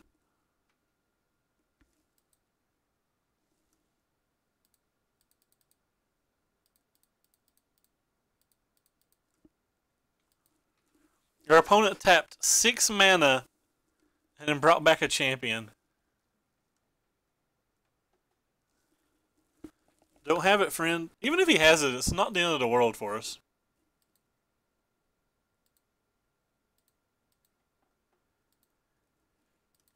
Like, it's not good for us. Can never argue that it's good for us. He already had a champion of the wit, so like killing things didn't change anything in that regard.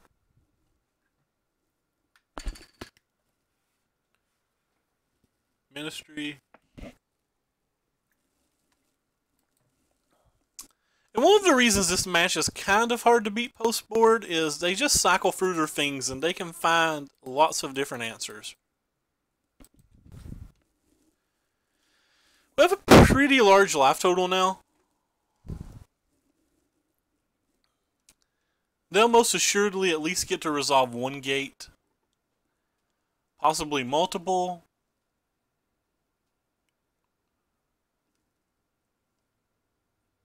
Which clearly isn't good for us.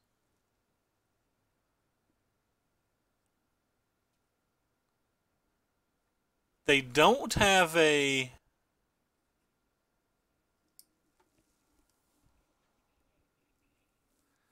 That's a good one. So I guess...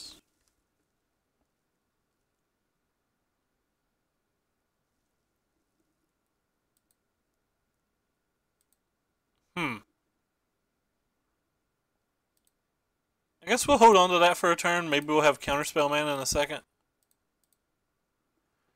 Go ahead and try to get that.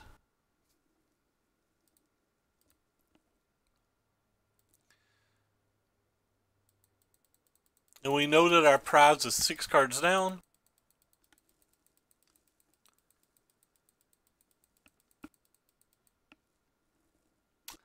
It is a pretty big hit, though.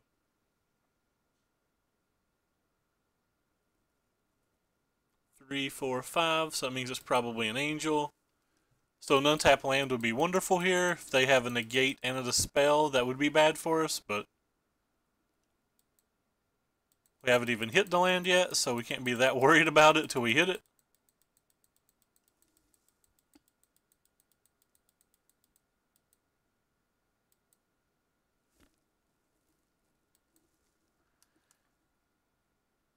No, there's not been any. I mean, we have 4 casts out, so we have Artifact 8.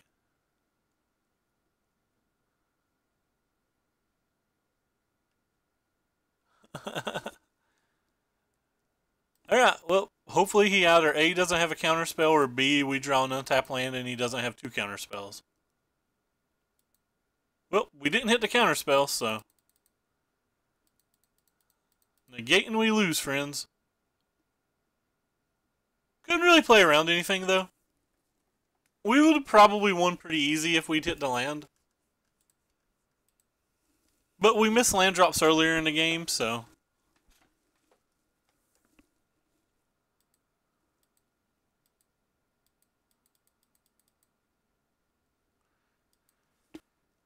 Well, I felt like we ran pretty hot there and still didn't get there, which is a little disappointing. Don't think I want to change anything from the play to the draw here.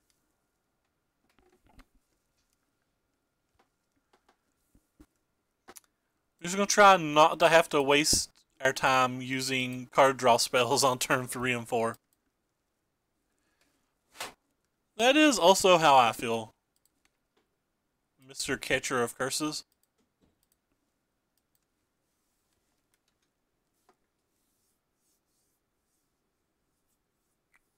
They've had their best spell all 3 games, which is obviously not ideal for us. These cats aren't particularly good here. There's a good argument that a cat shouldn't even be in the deck.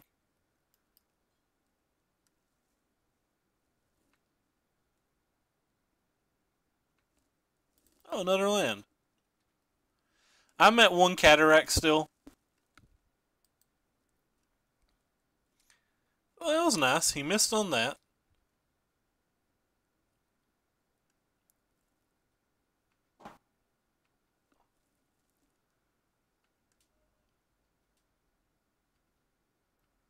Feel like we're already kind of behind the cue ball on this one. Huh.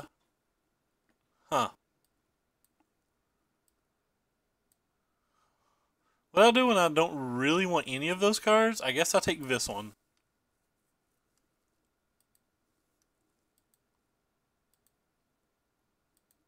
There we go. That's more like what I want.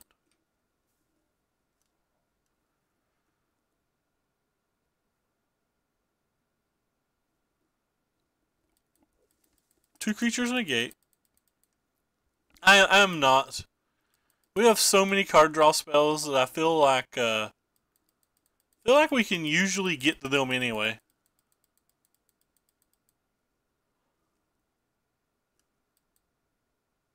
What is our opponent playing?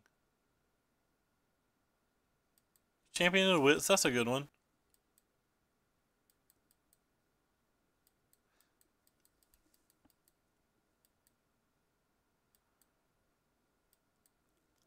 Not looking good this game, friends. We're already pretty far behind the 8 ball.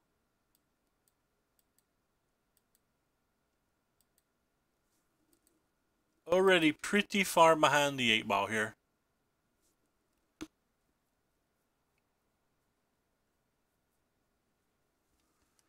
I'm assuming that we're going to have to get incredibly lucky to win, and I don't know if we even can get incredibly lucky when he's already stumbled across 2 Champion of the Wits. Oh, maybe it's worth just playing the Regal. Screw it. We don't have anything else to do with our mana.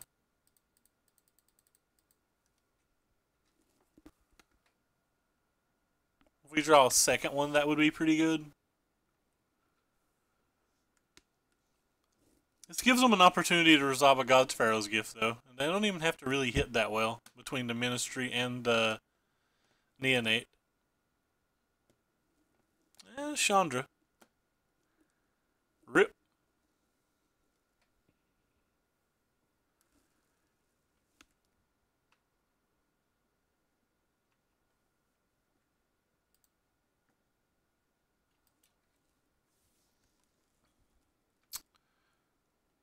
The Chandra's obviously absurdly bad for us. Now they can even flashback the Minister.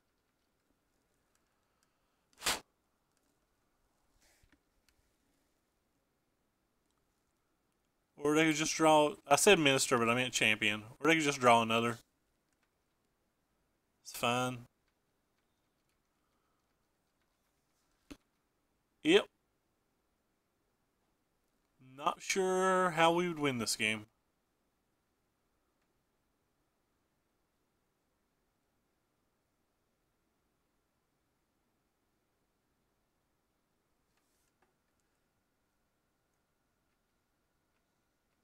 Discard a God's Pharaoh's Gift and a land when they were at hardcast God Pharaoh's Gift land. So it's probably not good for us. Alright. Well, we'll keep it and hope we can resolve one.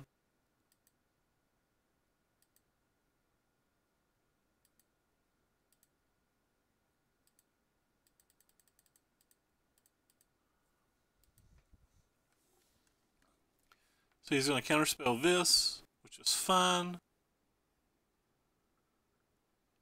We're still just in a spot where we have to draw another one.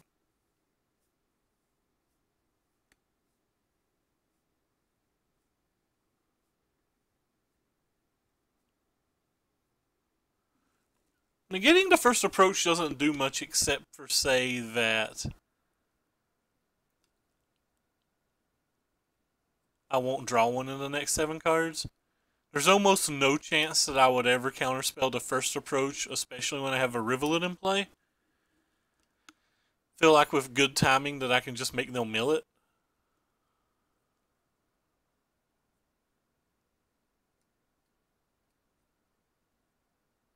It's going to be hard enough for us to beat what we see, though, so.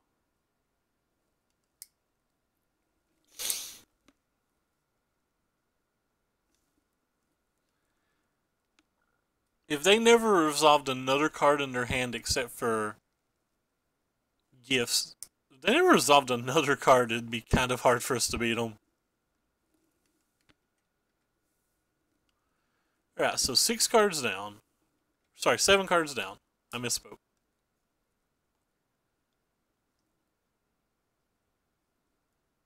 So the game plan's now all about trying to draw that thing.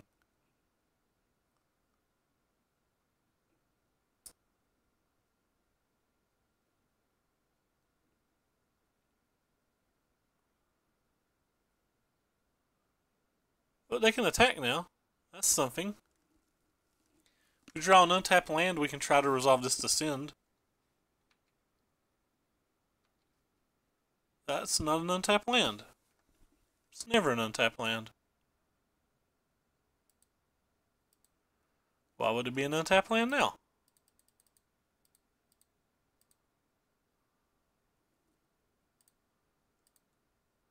Alright, well, problem 1 taken care of.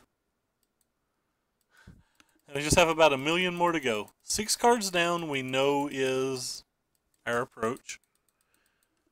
Again, it's going to be next to impossible for us to actually draw that approach.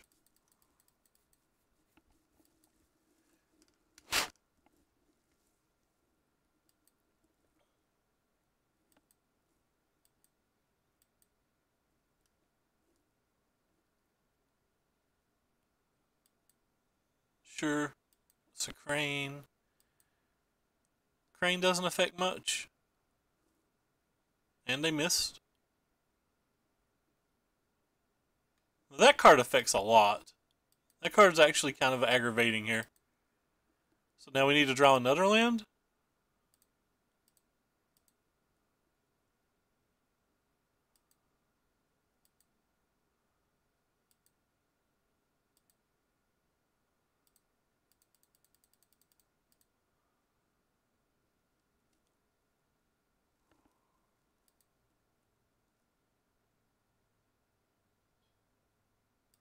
So I had 4 cards in the graveyard.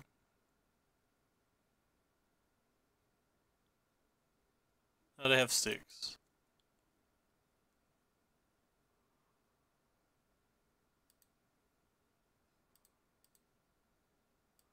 I assume it's resolving.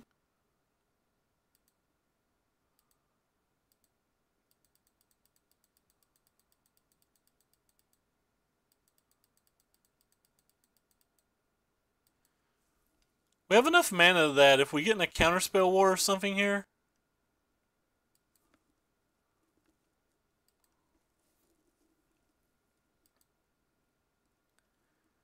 we can just draw an approach. Draw a Supreme Will to draw our approach.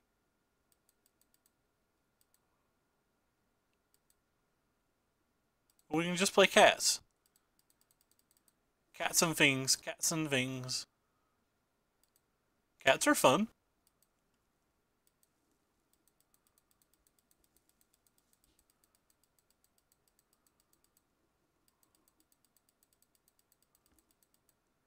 So anytime he uses the Rivulet now that we lose our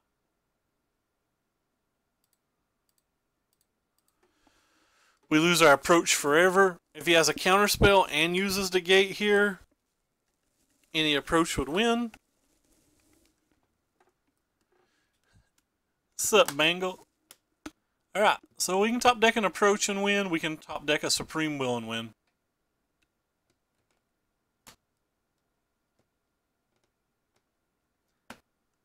I guess he's going to get the Mausoleum Wanderer back. We can't really top deck either of those and win, can we? We can top deck one of them and get many extra turns. How about that? Yeah, that's the best way I can say. Game's probably over now.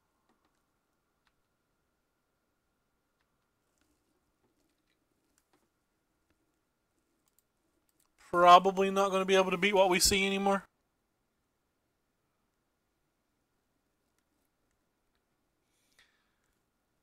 Maybe a fumigate into something would work.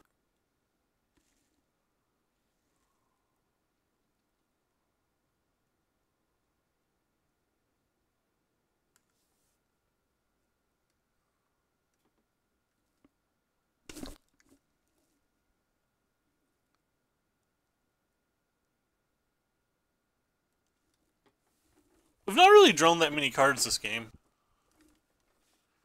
Our opponent's 12 cards deeper in his deck than we are.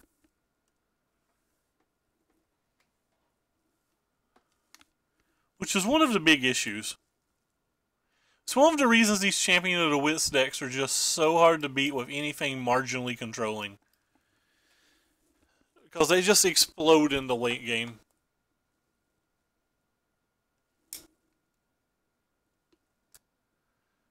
We've not lost. Like, we could still get lucky from here. 5? Is this a Glory Bringer? 6. Is it a Walking Ballista?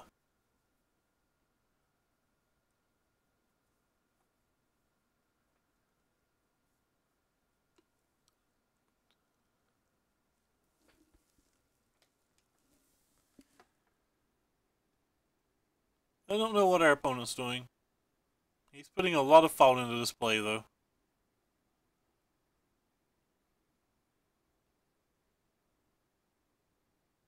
Could just be eternalizing a Champion of Wits.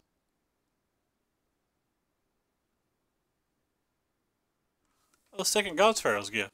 That's pretty good. Is this the last card of the spell? Nope. Could get another Trophy Mage here.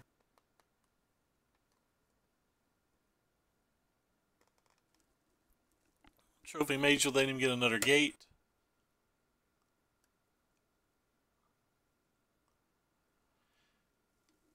Champion of Wits does a lot of things as well.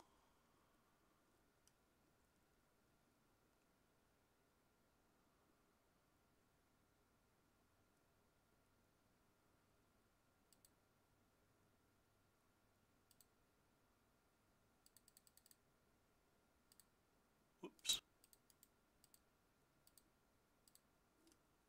So we know what we're drawing with this. We're going to put that on top, and we're going to put that on top.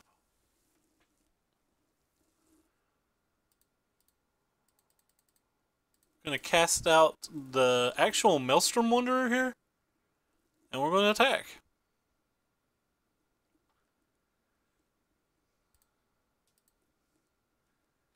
Maybe he won't have a counterspell next turn, or maybe he'll tap 1,000 mana, who knows.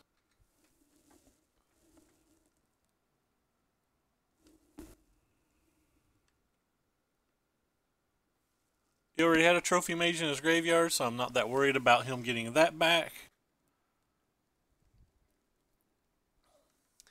Opponent's only gone through one negate in like 37 cards though, so.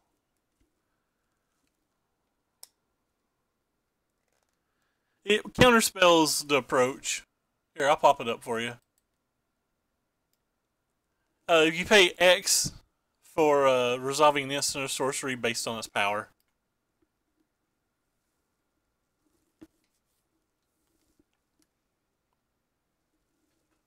So 1/1 flyer. When another spirit comes into play, it gets 1/1 until end of turn. But its primary thing is you can sacrifice it, counterspell target instant or sorcery spell unless its controller pays X for X is equal to its power. So, like, when it comes back off of a gifts like that, it's a 4/4. So you got to pay 4 mana to make it resolve.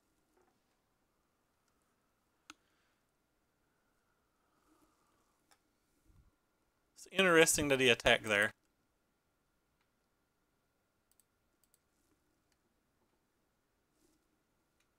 a pretty good card in the gift deck. So he's going to give us the Chandrakill. I'm going to go ahead and slam approach. If it resolves, oh, I guess we're not going to get to Chandrakill. I'm stupid. If it doesn't resolve, don't really care. We got to get it out of his hand. We could still just top deck another approach on the following turn. But you about know that he has it. Like, it's pretty hard for him not to have it when he's going through 23 cards.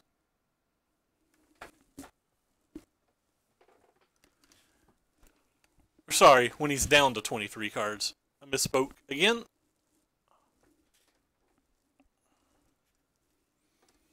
Oh, another gate. How cute. We can still just top deck, though. Like, we could hit a Supreme Will, which or 3 of the 4 are still in the deck, or 2 of the approaches, and potentially get somewhere. Pretty well have to hit this turn, though, or we're going to be in pretty bad shape.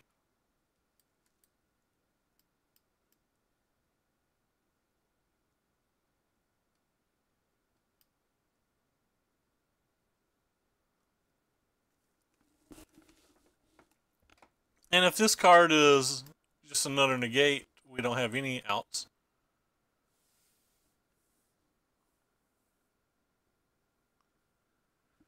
Sure. It's a pretty big hit. We could draw a Fumigate or something too and get another turn. Alright, well, it's a redraw.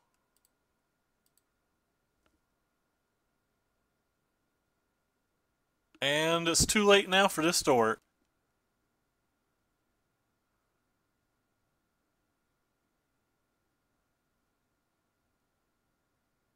This deck's actually pretty insane, I think.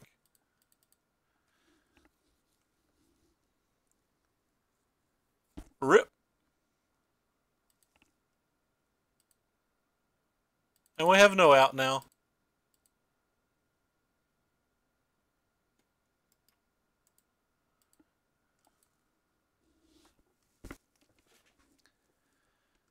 We did, but folks, that's not too bad. For the new people, or people here in general, you can type exclamation deck list in chat to find the deck list. You can also look down below in the description to find the link to my Twitter to see the deck list and every time I go live. If you're from the YouTube channel, everything's below the video in the description there as well. Thank you for following Nataliska, Caitlin Rootland, Super Serial, Dan Devil, Yas Celiot, Matt Manimo, Rusty Blank, Renee0731, Sony's Gamer, and WML Gamer BR. We appreciate it. People keep saying that this is horrendous, but it's just clearly not. Crap. I hit that in time, I thought. Error occurred, and whatever. It's not heinous. It's a required spell in the deck. If it was heinous, Eric Froelich wouldn't be playing it. Eric Froelich went, it's exclamation mark deck list.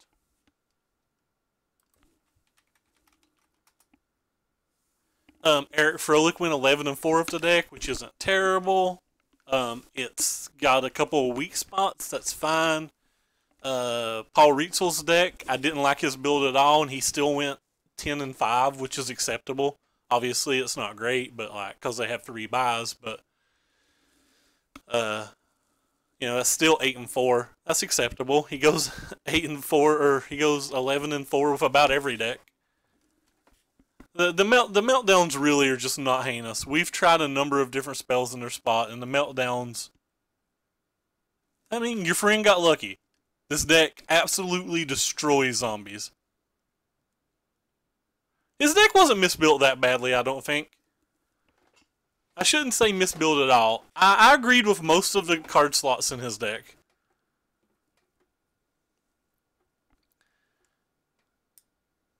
I agreed with most of Eric's card slots. And Eric's probably better than me. Like, I'm probably wrong about the ones I didn't agree with. I dislike Gideon. I don't think Gideon does anything. I don't want Gideon in the deck at all. That's about the only thing that I didn't really like. I think Meltdown's correct. I don't think they had that many Descend upon Sinfuls. Could that be the difference? I don't remember their deck list. I mainly just looked at their main deck. None of them were playing Rivulets. This is one of the key cards to the deck. Like, just not playing this card's pretty wrong. Yeah, but that can happen with any deck, right?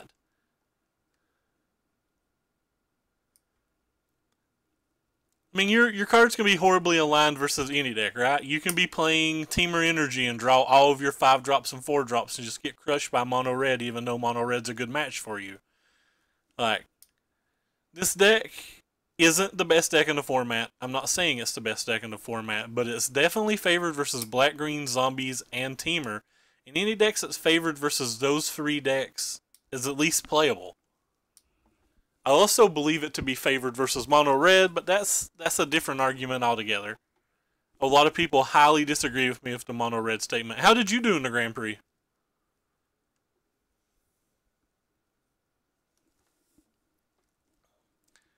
We have been on kind of a losing streak lately. Instead of our 4-1s and stuff, we've been getting a lot of 3-2s. I am like 11-2 versus it or something. Ouch. It was a good run though to begin with. I think I play Everspear Harvester in the main deck, which changes it quite a bit as well. I believe you have roughly 3 flex slots in the main deck of Temur, and Brad and them chose to go with the Skyship, which is obviously worse versus Mono Red. I typically go with the Harvester and have my Skyships in the sideboard.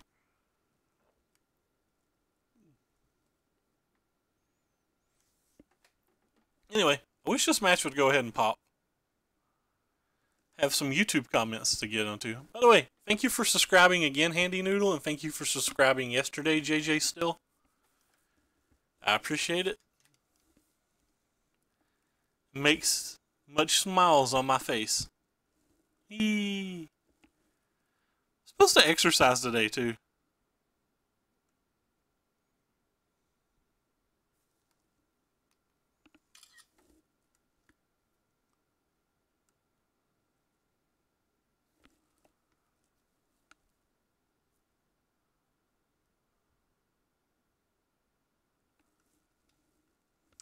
My sounds aren't working, or we're not getting the cue, one of the two. Oh, it says 0 out of 0. Do I have to like log out and go back in? Alright, well the timer's moving now. That's just weird. I guess that's where I got to it at the last second.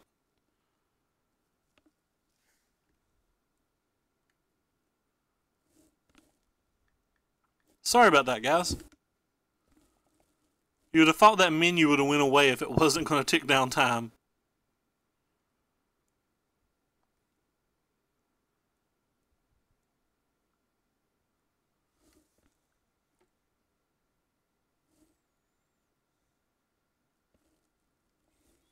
This deck isn't great, though. They claim that GPG isn't that terrible versus it, but I've not had very good success.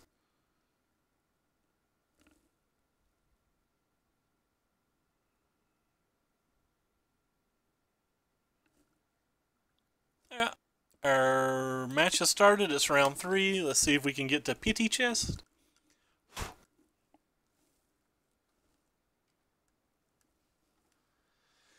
On the lost to Dastro versus an 0-1. Hand's pretty miserable. Have 2 lands on the draw. We have 1 interactive spell, and then we have that can try to find us another land after we get the first land. I think we'll keep this and see how it goes.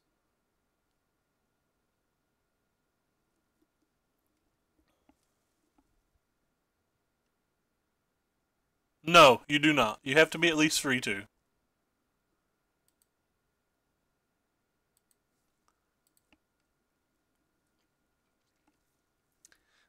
decks very bad versus Planeswalkers, and most decks that's going to have a Fraben Inspector and a Plains is a Gideon deck.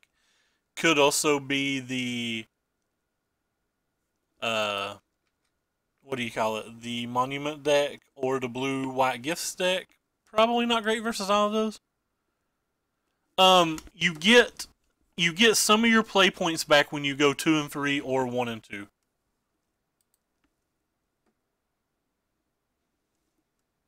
It just reduces variance a little bit. Like your top end prizes are a little worse. Your bottom end prizes are a little better, but your middle prizes are the same.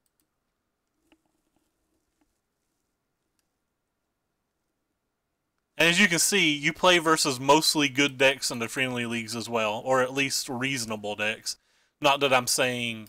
I mean, this league we played versus Temur twice, we played versus Jeskai Gifts, we're playing versus Mardu, and we played versus Mono Red for the 5th match, so like, you still get a pretty diverse field. That's fair. When I don't stream, or when I'm not streaming, I don't play these, but I make so many play mistakes when I'm streaming that it's just better to reduce the variance, I think. Like, I miss a lot of things because I'm talking to chat. I even F6 turn 1s and stuff. It's just not worth it. We bled off like... Well, we lost a Pauper challenge, we lost a Commander challenge, and we bled off like 700 play points in a week, and that's when we switched to these.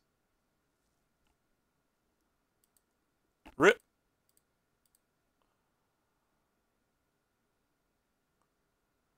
If this doesn't hit a land, the game is effectively over. Yeah, well, sometimes you just don't draw lands ever.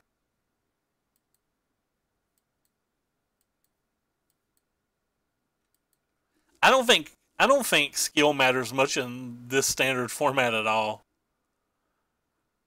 I think matchups is the only thing that really matters in this standard format. Not drawing lands obviously sucks too. We had 3 draw steps to find 1 land though. 4 if you include the censor. This standard format reminds me of Modern. You just sit down and hope you get paired right.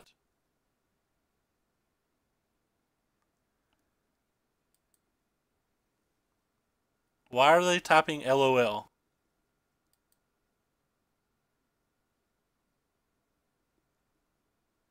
Oh, they skipped through their attack step. Gotcha.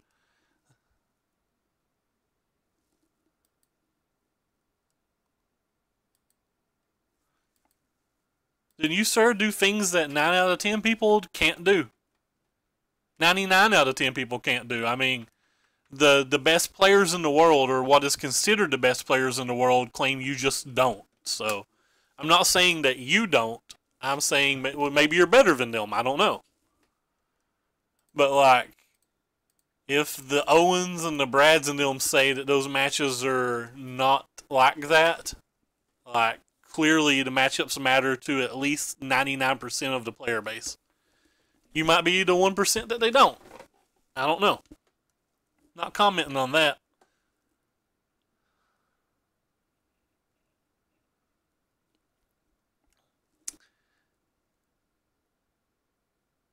Like, I used to play Mono Red, and I had about right around a 75% win rate versus the field.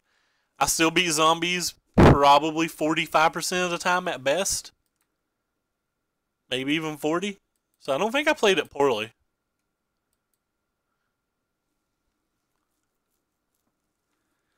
Do you think there's so much play to do you think there's so much play to the Temur match that just BBD, Corey, and Brad are that much better than everybody else?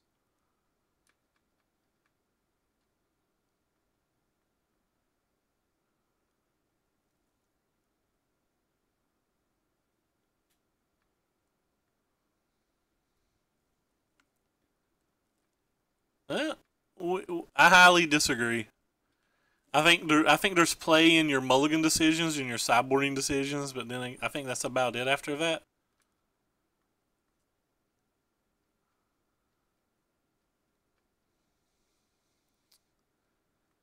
So I'm in exceedingly bad shape here, and I don't actually even know what the right play is.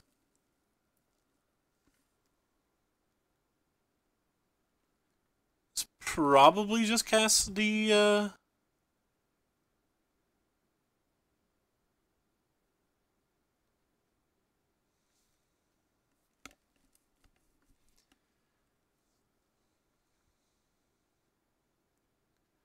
probably just cast the Glimmer.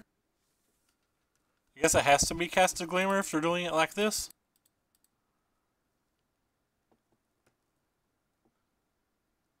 Oh, no lands again.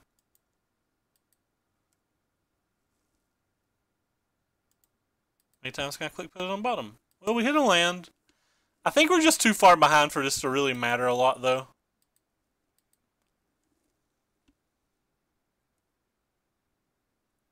That's fair.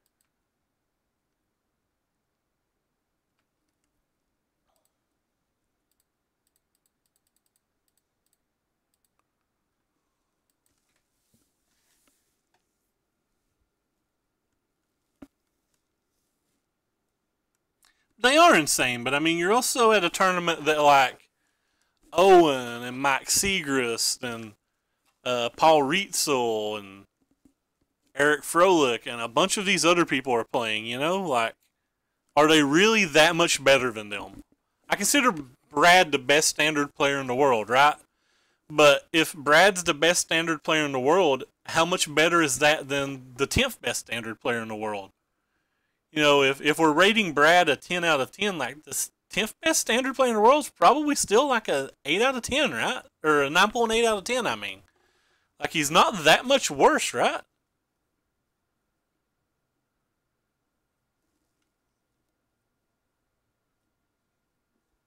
Maybe he is that much worse.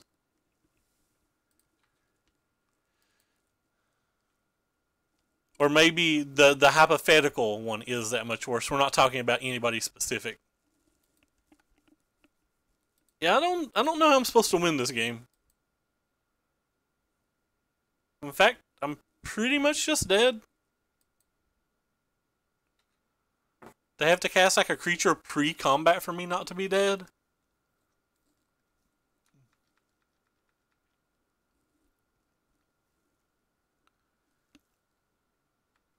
That's not casting a creature pre-combat.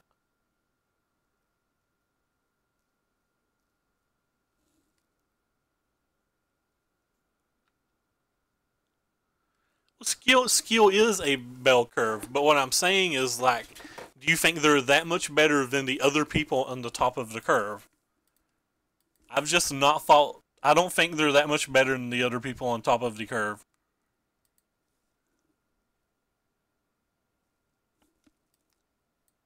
I don't really think authorities are great.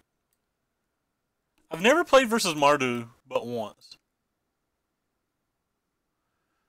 First win to Dice Road and then do a good shuffle, and last always top deck.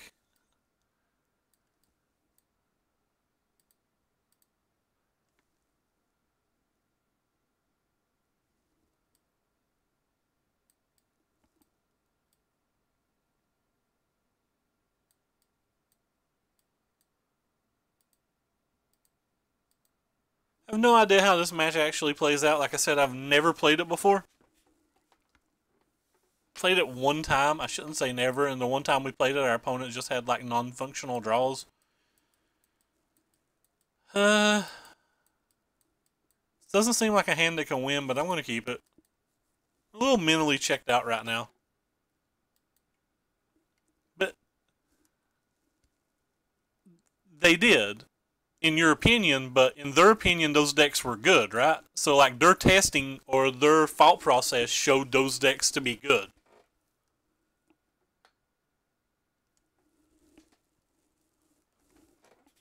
Like, they didn't just take a deck that they thought was bad, they thought those decks were good.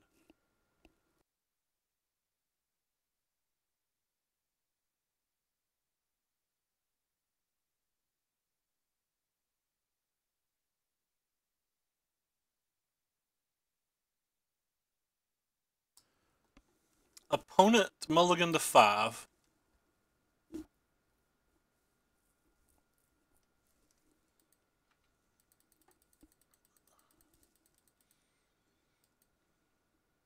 I'm confident that I can take this deck and 10-5 or 11-4 any Grand Prix with it, and I'm not a good Magic player. I just think this deck's that good versus the field. And I'm not a good Magic player at all.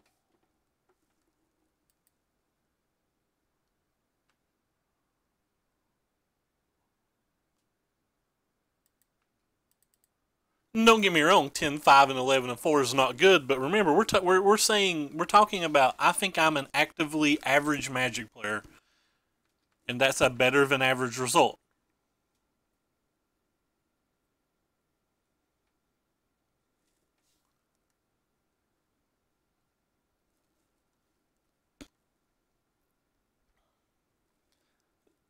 I do not think I'll top 8 very many though. Like I don't think this deck is the type of deck that top 8s. I think this is the type of deck that gives you a high finish. You're not going to X and 2 very many events.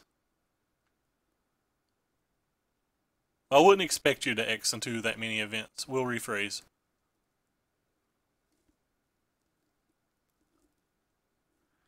I would expect on average this deck is about an X and 4 deck.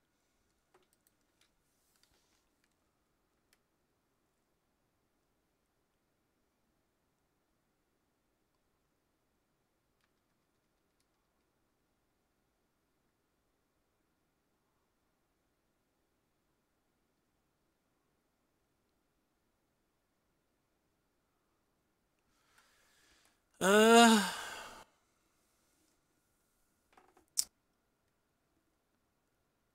kind of don't want to Supreme Will that.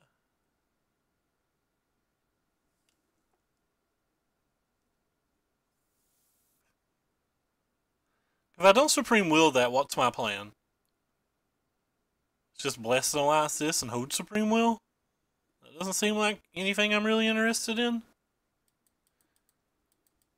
Well, only one of them was even playing this deck at the Grand Prix. I don't consider what Paul Rietzel did to his deck playing this deck.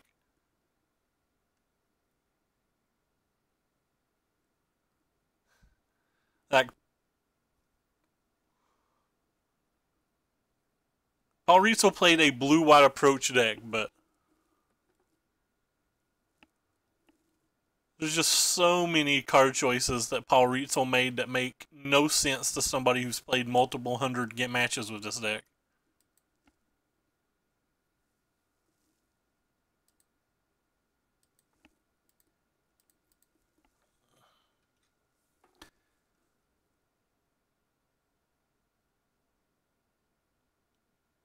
The same as like in the Seif's article today calls this a control deck. I don't really think this is a control deck.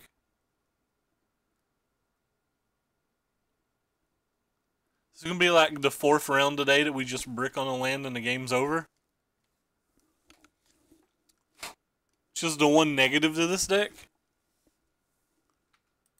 It's the biggest negative to this deck. If you don't hit your early land drops, you can't win with this deck, and you can with pretty much all the other good decks. Which is why those other decks are tier 1 decks that can top 8 tournaments, and I don't think this deck can. Like I said, I think this deck's a X and 4 deck, X and 5 deck. I do not think this deck's a top 8 deck. This deck's not going to win a Grand Prix.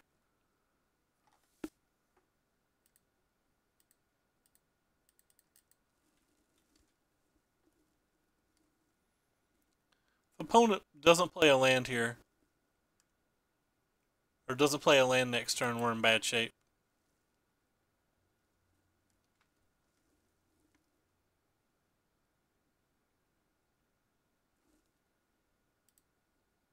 Well, not everybody's trying to win a Grand Prix, right?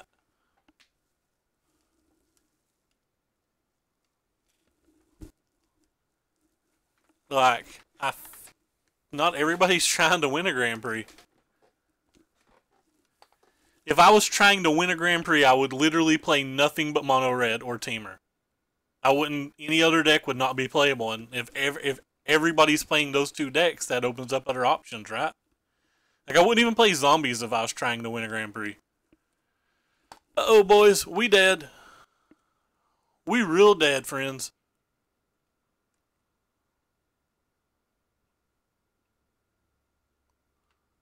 Walker into Walker, and the game was over.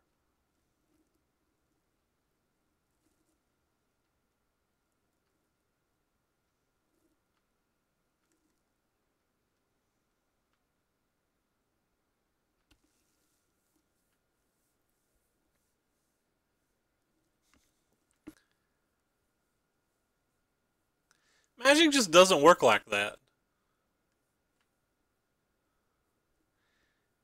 If Magic worked, if this was chess, you're describing something like chess.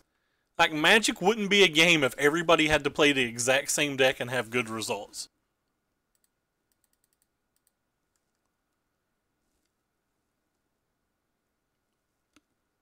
Kind of need to approach. Definitely can't keep the Glimmer. Probably can't keep the approach because if we miss on a land, we just lose. Oh. Looks like we're going to miss on a land anyway. And we did, in fact, just miss on the land anyway. I hate it when Moto's like this.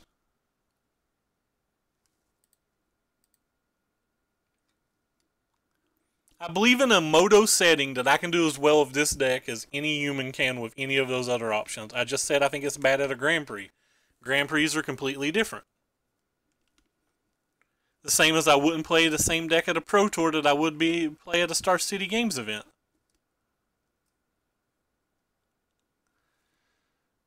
Another Walker. Still dead, fam.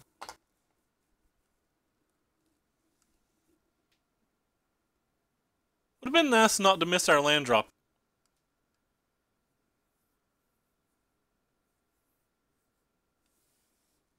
You know, again.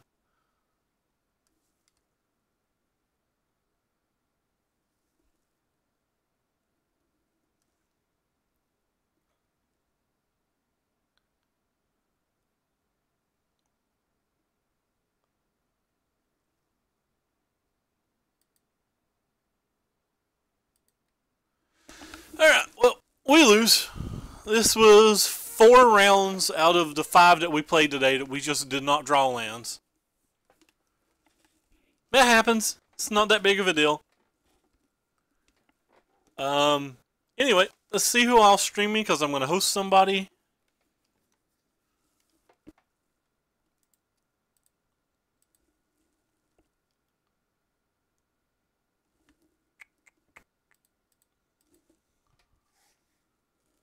Looks like the Candio's streaming.